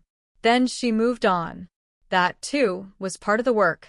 Years later, when the case was mentioned again in a documentary or a panel discussion, the tone was different. Less breathless. More reflective. The phrase cold case solved no longer carried shock. It carried instruction. It told a story about time, about persistence, about the cost of waiting and the cost of finding out. On the street where it began, little marked the history beneath the asphalt. No plaque. No sign. Just houses, lights, ordinary evenings. The absence had been absorbed into the fabric of the place, not erased but integrated. People lived around it, as they always do. The case had traveled from mystery to verdict to memory. Each stage left something behind. The truth had emerged, incomplete but undeniable. The past had been forced to answer, even if the answer came too late to change what mattered most. The cold case was no longer cold. It was no longer a question. It was a fact, settled and still echoing, reminding anyone who listened that time does not forgive, it only waits, and that one day, even the quietest night may be asked to speak. With the legal chapter largely closed, the case drifted into a different kind of afterlife, one where it no longer demanded action but still demanded attention. It surfaced in conversations that began with other topics and ended somewhere darker. It appeared in footnotes of policy drafts and in training slides that asked a simple question: what else are we missing? The answer, unspoken, was more than anyone wanted to count. The department initiated a quiet review, not a press conference, not a promise, just a directive. Old evidence, long boxed and labeled, would be reassessed with contemporary tools. Not all at once. Not loudly. Methodically. The solved cold case had shifted expectations. It had changed what felt reasonable to attempt. What once seemed futile now felt negligent to ignore. Technicians worked under fluorescent lights, opening packages that carried the smell of time. Gloves snapped. Logs were checked. Samples were weighed, tested, sometimes returned to silence. Many yielded nothing. Some spoke briefly and then stopped. A few, impossibly, answered. Each response triggered a careful sequence of notifications and decisions, each one carrying the risk of awakening grief that had learned how to sleep. The detective, now farther from the bench work, watched this from a distance, aware of the balance required. Every success raised hope elsewhere. Every failure threatened to deepen disappointment. The lesson of the case wasn't that answers were guaranteed. It was that questions were worth asking again, even when the odds were cruel. Media interest flickered back on as patterns emerged. A handful of old cases across the state moved, nudged forward by techniques once considered experimental. Commentators spoke of a renaissance or reckoning. The language grew grand. The reality remained granular, built from hours and protocols and the quiet courage to reopen what hurt. Privacy advocates sharpened their arguments. Lawsuits tested boundaries. Legislators proposed guardrails. The debate grew louder, more polarized. In hearing rooms, the solved case was invoked repeatedly, a touchstone for both sides. Proof of justice achieved. Proof of risk incurred. The same facts, wielded differently. For the family, these discussions felt distant and strangely intimate at the same time. Their story had become an example, a case study stripped of names and nights. They were proud of the outcome and weary of its uses. When asked to speak at events, they chose carefully, declining most invitations. Their healing did not require an audience. They found their own rhythms. A scholarship established quietly. A bench placed in a park the victim once loved. Small acts that did not announce themselves as closure, but functioned as care. They learned which days needed space and which could hold company. They learned that grief changes shape, but does not evaporate. In prison, the defendant's appeals dwindled to procedural murmurs. His world contracted further, measured in counts and calendars. He stopped giving interviews. Letters slowed, then stopped. He became what most inmates become eventually, a number, a routine, a memory that belonged to others more than to himself. Time reclaimed its authority. The detective, now mentoring younger investigators, told the story without embellishment. She emphasized restraint. She emphasized doubt. She warned against certainty that arrives too early. The evidence will tell you what it can, she said. Your job is to listen longer than anyone else. The room would go quiet when she said it, the weight of years settling into instruction. The case influenced funding decisions and training priorities. Grants were written. Labs expanded. Partnerships formed between agencies that had once worked in parallel silence. None of this felt dramatic. It felt necessary. Progress, when it's real, rarely announces itself. Years slipped by. The headlines faded completely. What remained were the changes embedded in practice and perspective. Detectives asked different questions. Prosecutors demanded different corroboration. Judges considered different precedents. The ripple widened, then thinned, then became part of the current. On certain nights, the detective still drove past that street without intending to. She noticed the way the light pooled beneath the same street lamp, how the asphalt reflected it after rain. She did not stop. She did not need to. The place no longer held a question for her. It held a memory, properly contained.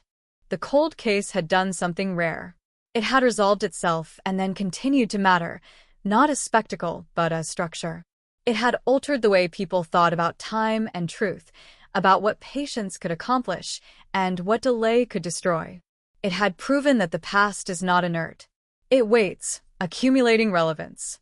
And in that waiting, it makes a demand, not for certainty, not for speed, but for the willingness to look again, to accept that answers may arrive long after the moment they could have changed everything. The night of 1995 remained fixed in history. What changed was the present's relationship to it. The case had ended. The consequences had not. As the years layered themselves over the case, something subtle began to shift, not in the records or the rulings, but in the way people spoke about it when they thought no one was listening. The story lost its edges. It became less about the shock of discovery and more about the long endurance of waiting. The language softened. Solved gave way to understood. Arrest gave way to reckoning. Words adjusted themselves to the reality that even truth, once found, needs time to settle. The family noticed this first. Invitations stopped arriving. Questions became gentler, less urgent. Friends who had once avoided the subject now mentioned it casually, as if testing whether it could be spoken without reopening wounds. Sometimes it could. Sometimes it couldn't. The family learned to guide the conversation, to redirect when necessary, to protect the fragile piece they had assembled from fragments of certainty and loss. They sorted through belongings that had been untouched for decades. Old notebooks, clothes folded and refolded, objects that carried no forensic value but immense emotional weight. Decisions were made slowly, without pressure. Nothing had to be rushed anymore. The past was no longer chasing them. It waited politely, allowing choice. In the wider world, the case slipped into academic circles, cited in journals and symposiums as an example of delayed justice achieved through innovation. Charts replaced faces. Timelines replaced names. The human cost was acknowledged in introductions and conclusions, bracketed by data. It was a necessary abstraction and an uncomfortable one. Those who had lived it could feel the difference immediately. The detective attended one such conference years later, sitting in the back row, listening as a younger colleague presented the case with clarity and respect. She felt a quiet pride, not in the outcome, but in the care taken to tell it accurately. When questions came, they were technical, ethical, forward-looking. No one asked how it felt. That, she realized, was progress of a different kind. In correctional filings, the defendant's name appeared less frequently. His appeals had narrowed to procedural whispers, unlikely to travel far. He marked time with small routines, his world reduced to what could be controlled.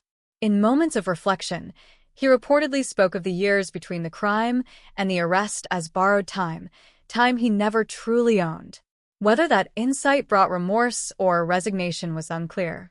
It no longer mattered. The neighborhood continued its quiet evolution. Houses were renovated. Trees grew taller, casting longer shadows across sidewalks. Children who had once been warned to stay close now warned their own children, the story diluted but intact. The lesson endured even as the details blurred. Pay attention, trust carefully, remember that ordinary places can carry extraordinary histories. Occasionally, a reporter revisited the story, framing it as a meditation on patience and persistence. The headlines were calmer now, almost reverent. The phrase cold case appeared less often, replaced by descriptions that acknowledged the heat of human consequence. Readers engaged differently too, leaving comments that reflected understanding rather than speculation. Time had taught them how to listen.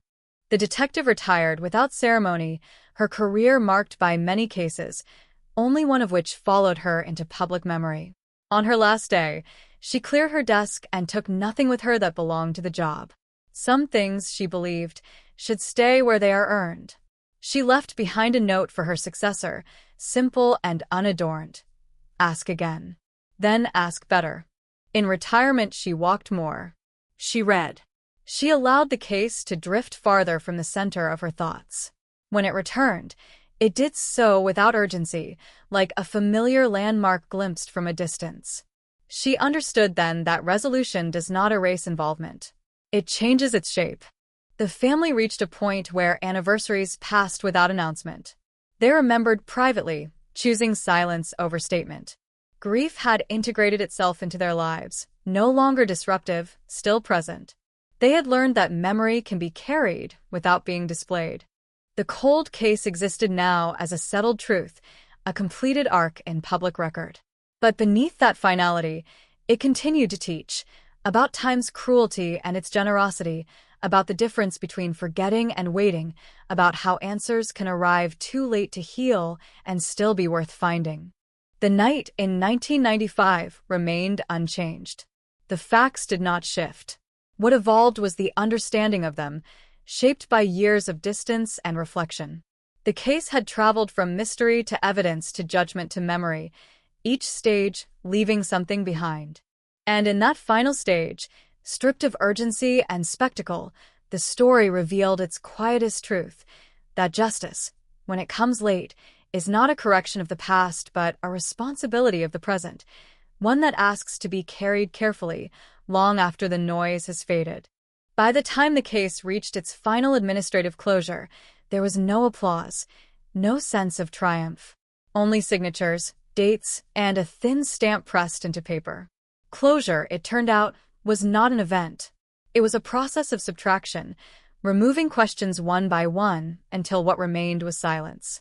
The evidence was archived in gray boxes labeled with precision. Each item cataloged, sealed, and placed onto shelves that stretched deeper into the building than most visitors ever saw. DNA samples, photographs, transcripts, artifacts of a story that had once dominated lives, now reduced to references and retrieval codes. The system was efficient, almost comforting in its order. Chaos had been translated into structure. For the family, the end arrived without warning. One day they realized they had gone weeks without mentioning the case at all. No meetings, no updates, no letters from attorneys. The absence felt strange at first, like forgetting an appointment that had defined their calendar for years. Then it felt like relief. Then guilt. Then acceptance. All four emotions lived together, none canceling the others out. They spoke about it one evening over dinner, carefully, as if naming it might make it return. They agreed, without formally deciding, that they would stop marking time by the case. Birthdays would be birthdays again. Holidays would be allowed to stand on their own. The past would be remembered, but it would no longer be allowed to organize the future. In prison, routine absorbed everything. Days lost their individuality, blending into a sequence measured by lights and counts. The man at the center of the case aged quickly once the appeals ended. Without the illusion of possibility, time pressed harder. He wrote letters that were never sent, addressed to people who would never read them. In those pages, he revised his own history endlessly, searching for a version that might make sense of what he had done. None of those revisions mattered beyond the walls. Outside, technology continued to advance. New forensic methods emerged, faster, sharper, more precise. Students studied the case not as a mystery, but as a benchmark, an example of how far the science had come and how much damage delay could do. Professors reminded them that every data point represented a human life paused in uncertainty. Some students listened closely. Others learned that lesson later. The detective, now fully removed from the profession, encountered the case one last time in an unexpected place, a footnote in a book she was reading on criminal reform. It took her a moment to recognize it. The names were there, but stripped of familiarity. She closed the book and sat quietly, surprised by how little it stirred in her. Not indifference, peace. She understood then that the case no longer belonged to her, or even to those who had lived through it. It belonged to the record, to history, to cautionary lectures and future decisions. Ownership had passed on. In the neighborhood, the house connected to the crime was sold again. New paint, new windows, new occupants who knew the address only as a number. Life moved through the space without awareness of what had once occurred there. And somehow that felt right. Places, like people, deserve the chance to be more than their worst moments. The story, when told now, ended quietly. No dramatic pause. No sharp final line. Just a recognition that some truths arrive late, and when they do, they ask something different of us. Not outrage, not obsession, but care. Care in how we remember. Care in how we speak. Care in how we carry what cannot be undone. The cold case was solved.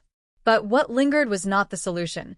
It was the responsibility to ensure that the next waiting family would not have to spend decades living inside a question. There is a moment after the noise fades when a case like this reveals its final truth, not in evidence, not in verdicts, but in the quiet that follows. California, years removed from 1995, does not pause to remember. Traffic still hums along the freeways. Neon lights flicker on at dusk. The world that once recoiled in shock has learned how to move forward, step by step, without looking back. Yet beneath that motion, the case remains embedded, like a fault line no one can see, but everyone feels. The files are closed, but the story does not disappear. It circulates in fragments. A paragraph in a true crime article. A grainy photo reposted online with a caption that reads simply, "Cold case solved after decades." No context, no weight, just a headline drifting through the digital bloodstream. People scroll past it, pause for half a second, then move on. They do not hear the nights of waiting. They do not feel the years stretch thin. They consume the ending without carrying the cost. For the family, the absence of noise becomes the loudest sound of all. They wake without the familiar ache of anticipation. There is no next court date, no update to brace for. The future, once held hostage by uncertainty, opens up in unsettling ways. Possibility is not always comforting. It demands decisions. It demands courage. They begin to reclaim ordinary things. A weekend trip planned, without checking schedules tied to hearings. A laugh that arrives unannounced and stays longer than expected. These moments feel almost illicit at first, like trespassing into a life they were not sure they were allowed to live. But slowly, permission grants itself. Grief does not vanish, it relocates.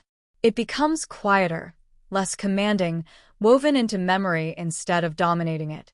Sometimes they talk about the case as if it happened to someone else. Sometimes they avoid it entirely. Both are forms of survival. The community follows a similar path. Memorials are dismantled.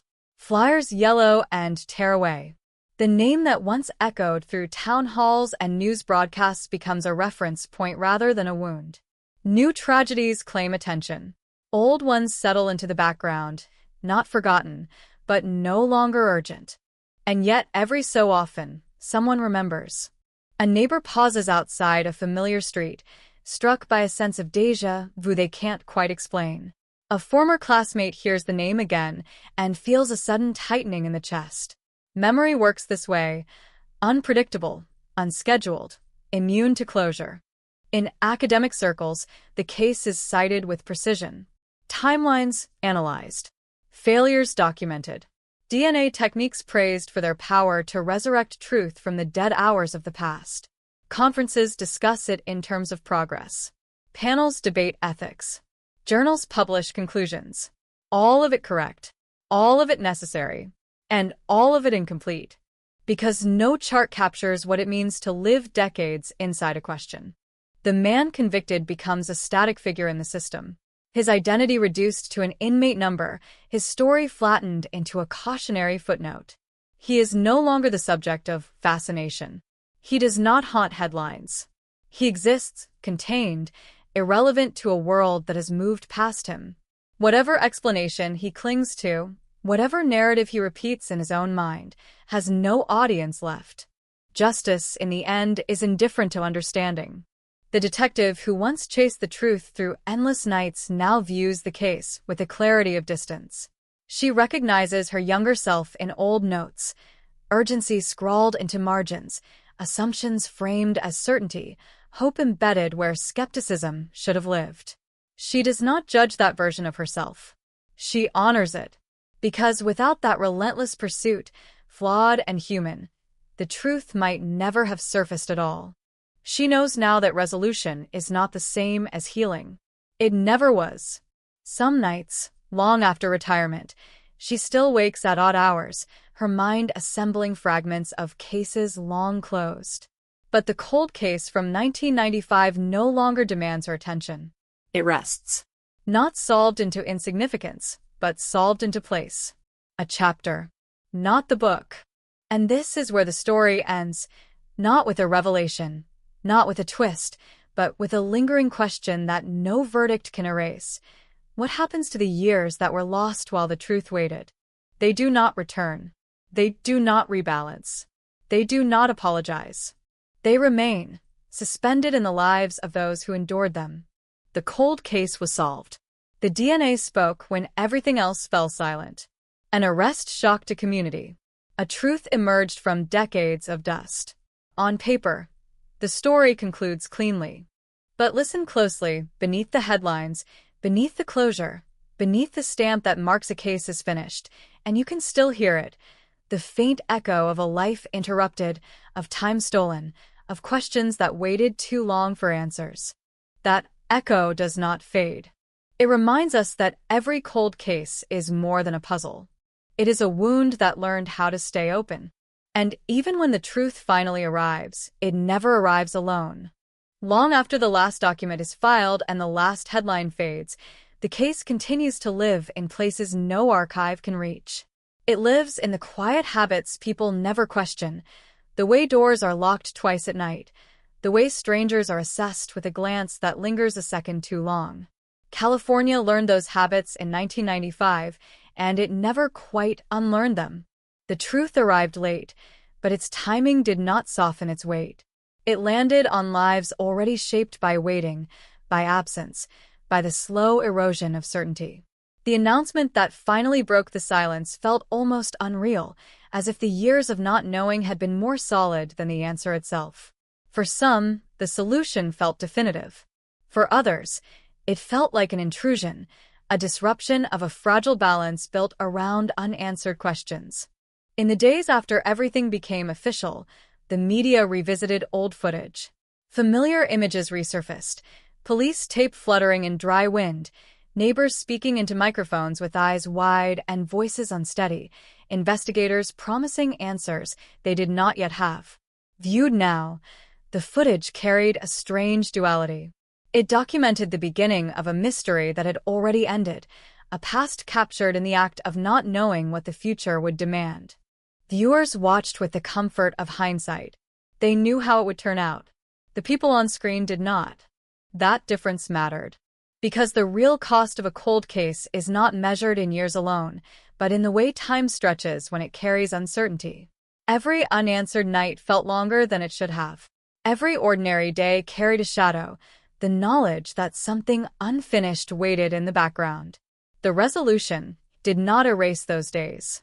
It merely confirmed that they had been lived. In private moments, members of the family still catch themselves thinking in two timelines, the one that existed before the truth, and the one that followed. The dividing line is sharp, unmistakable, but it does not function like a door. It is more like a scar, a reminder of injury, healed but visible, impossible to ignore if you know where to look. They do not speak of forgiveness. Not because they refuse it, but because the word feels inadequate. Forgiveness implies a transaction, an exchange that restores balance. Nothing here can be balanced. What was taken cannot be returned. What was delayed cannot be relived. The language itself falls short, and so they choose silence instead. Silence, for once, is not imposed on them. It is chosen. The community, too, carries on with a subtle awareness that something fundamental once cracked beneath its surface. People who lived there in the 90s remember the shift, the moment when safety stopped being assumed and started being negotiated. Newcomers feel it without understanding why, inheriting a caution they did not earn but now practice instinctively. Every town has a story like this. Most never reach an ending. Law enforcement agencies cite the case when advocating for resources, for technology, for patience. They emphasize the DNA breakthrough, the power of science to resurrect truth from fragments thought useless. And the lesson is real.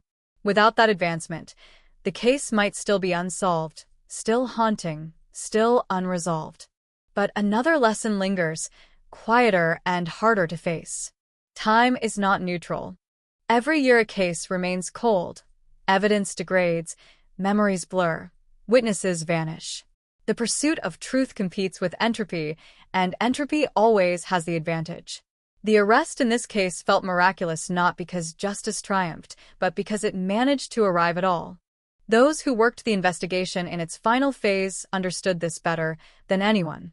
They approached the file with reverence, aware that they were handling something fragile, not just evidence, but decades of suspended lives. Each decision carried the weight of knowing that mistakes would not be forgiven by time, because time had already taken too much. When the DNA matched, when the probability collapsed into certainty, there was no celebration. Only a pause. a collective inhale, the kind that comes before delivering news that will alter lives forever. Even truth, when delayed long enough, arrives like a shock.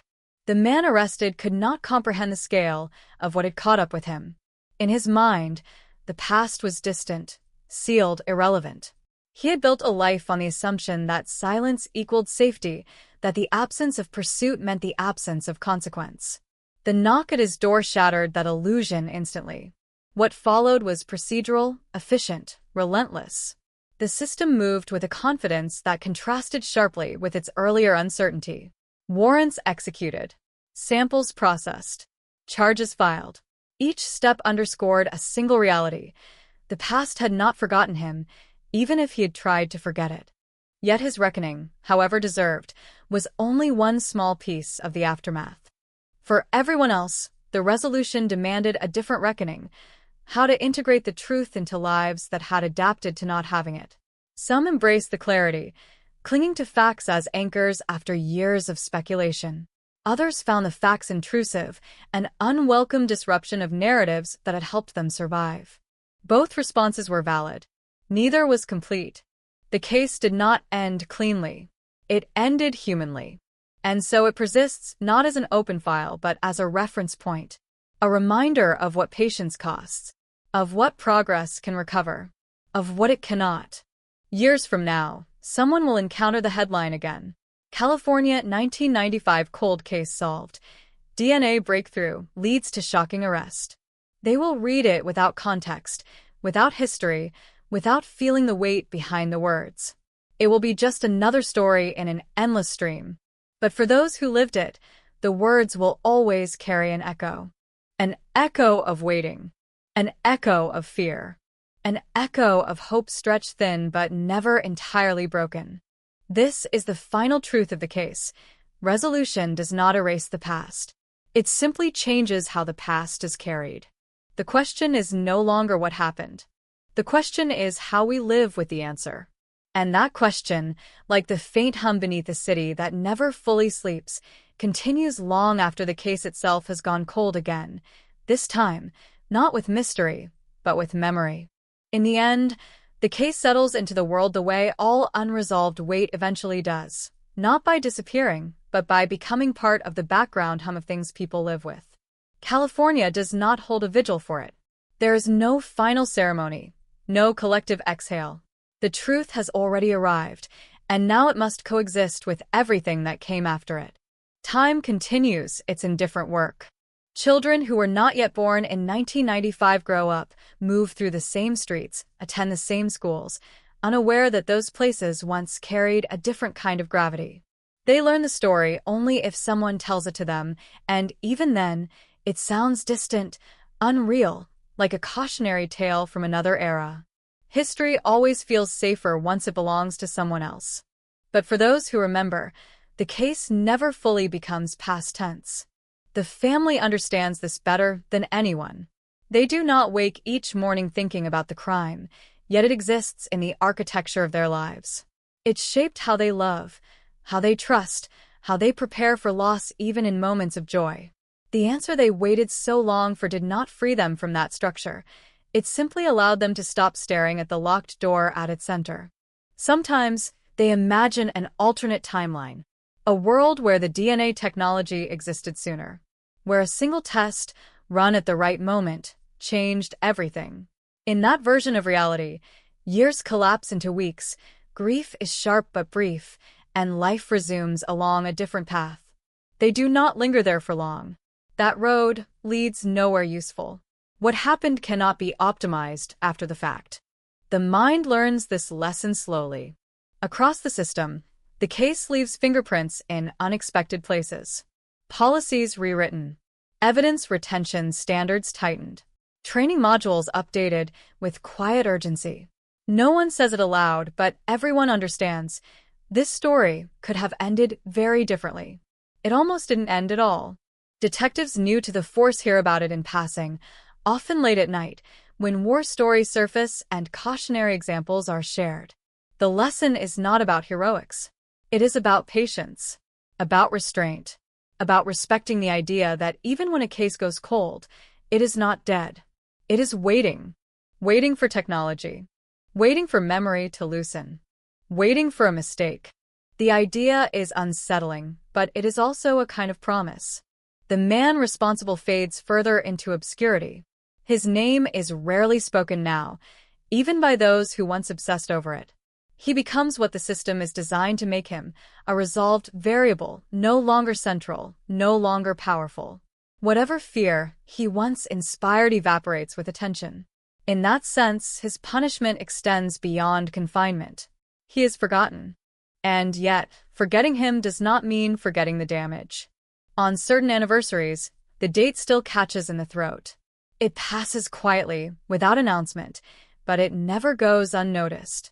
Memory does not ask permission to resurface.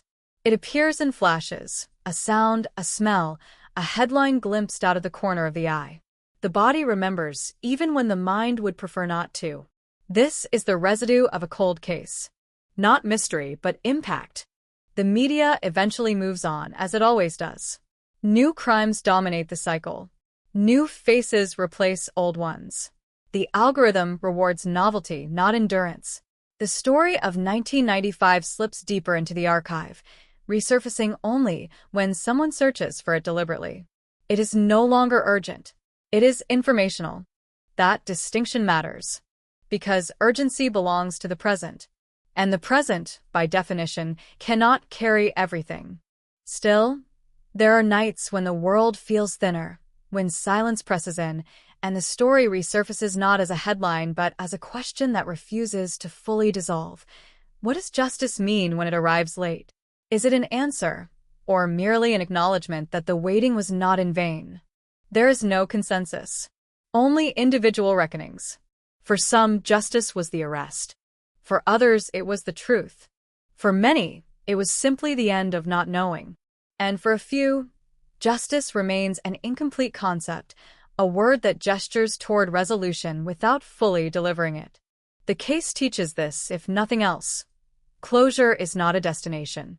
It is a condition people learn to live with. It changes shape over time. It softens. It hardens.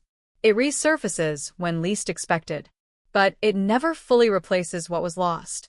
As the final record is filed away, as the story settles into its permanent form, the echo remains, not loud, not dramatic, but persistent. A reminder that behind every solved cold case lies a stretch of human life that cannot be restored, only acknowledged. The truth arrived. The arrest shocked the community. The DNA did what memory could not. And still, the case lingers, not as a mystery, but as a shadow cast by time itself. This is where the story truly ends. Not with certainty, not with triumph, but with a quiet understanding shared by everyone who lived through it. Some answers come too late to heal, but too clearly to ignore. The cold case is solved. What remains is the weight of knowing and the obligation to remember what it cost. Even after everything has been said, after every conclusion has been written into record, and every lesson distilled into policy, the case continues to breathe in small, almost invisible ways. It breathes in the pauses people take before answering late-night phone calls, in the way parents glance twice at the clock when their children are late, in the instinctive tightening of the chest when a familiar street appears in an unfamiliar context. This is how a cold case survives its own ending. California in the mid-1990s was loud with certainty, growth, optimism, the belief that progress moved in straight lines and that justice, when delayed, was still inevitable. The case disrupted that belief quietly at first, then violently, then permanently. It taught a generation that time does not work for the innocent alone, and that the absence of answers is not neutral. It reshapes lives in slow, compounding ways. The solution did not undo that lesson. It confirmed it. When the DNA finally spoke, it did so without emotion. No drama. No hesitation.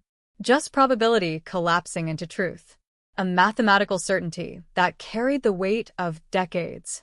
Science did what memory could not, what witnesses could no longer do, what persistence alone had failed to achieve. It reached backward through time and pulled a name into the present. That moment is often described as victory. But victory implies opposition, a sense of defeat on the other side. What happened here felt different. It felt like interruption, as if the past, long assumed dormant, suddenly cleared its throat and demanded attention. Lives that had learned to function around absence were forced to rearrange themselves again, this time around certainty. Certainty can be just as destabilizing. For the family, the truth arrived without instructions. There was no manual for what came next, no clear path from resolution to peace. They discovered that knowing did not simplify grief, it complicated it. It added detail. It sharpened memory. It replaced vague fear with precise images that refused to stay abstract. And yet, even with that weight, they would not trade the truth for the silence that preceded it. Silence had been heavier. Silence had been crueler. The community, too, recalibrated. Conversations shifted subtly. Where once there had been speculation, there was now reflection. Where rumors had thrived, facts settled in. People spoke less about what if and more about what was. The mystery had bonded them through fear. The solution bonded them through shared endurance. Endurance became the quiet theme of the story. Not heroism, not justice. Endurance. Those who worked the case in its final years understood that they were walking through layers of deferred pain. Every interview reopened old wounds. Every confirmation carried echoes of disappointment narrowly avoided. They moved carefully, not out of uncertainty, but out of respect for what the truth would demand once it arrived. When the arrest was made, the shock rippled outward, then dissipated. The headlines burned bright, then cooled. The world absorbed the information and moved on, as it always does. What lingered was not public outrage, but private recalculation. Lives quietly adjusted to a new reality where the waiting had ended. The case now exists as a marker, an example invoked when patience is tested, when resources are debated, when faith in the system wavers. It stands as proof that answers can come late and still matter, and as a warning that lateness carries its own form of harm. No one involved believes the ending was perfect. Perfection was never an option. What they recognize instead is something harder and more honest. The truth arrived when it could, not when it should have. That distinction shapes how the story is remembered. Years from now, the phrase will still surface: California 1995 cold case solved. It will appear clean, definitive, almost satisfying in its finality. But those who know will hear something else beneath it, a low, persistent undertone of time lost, of lives paused mid-sentence. That undertone is the real legacy. Because a cold case is never just about what happened. It is about what waited, about the cost of delay, about the resilience required to live without answers and the strength it takes to accept them when they finally arrive. The story does not ask for applause. It does not ask for fascination. It asks for memory. Memory of the years spent in shadow. Memory of the people who carried the weight. Memory of the fact that justice delayed is not abstract, it is personal. And so the case rests now, not as an open question, but as a permanent reminder that even when the truth is uncovered, even when the arrest shocks a community, even when the file is stamped solved, the past does not disappear. It settles. It watches. And it reminds us, quietly, relentlessly, that some stories do not end when the answer arrives. They end when we decide what to do with it.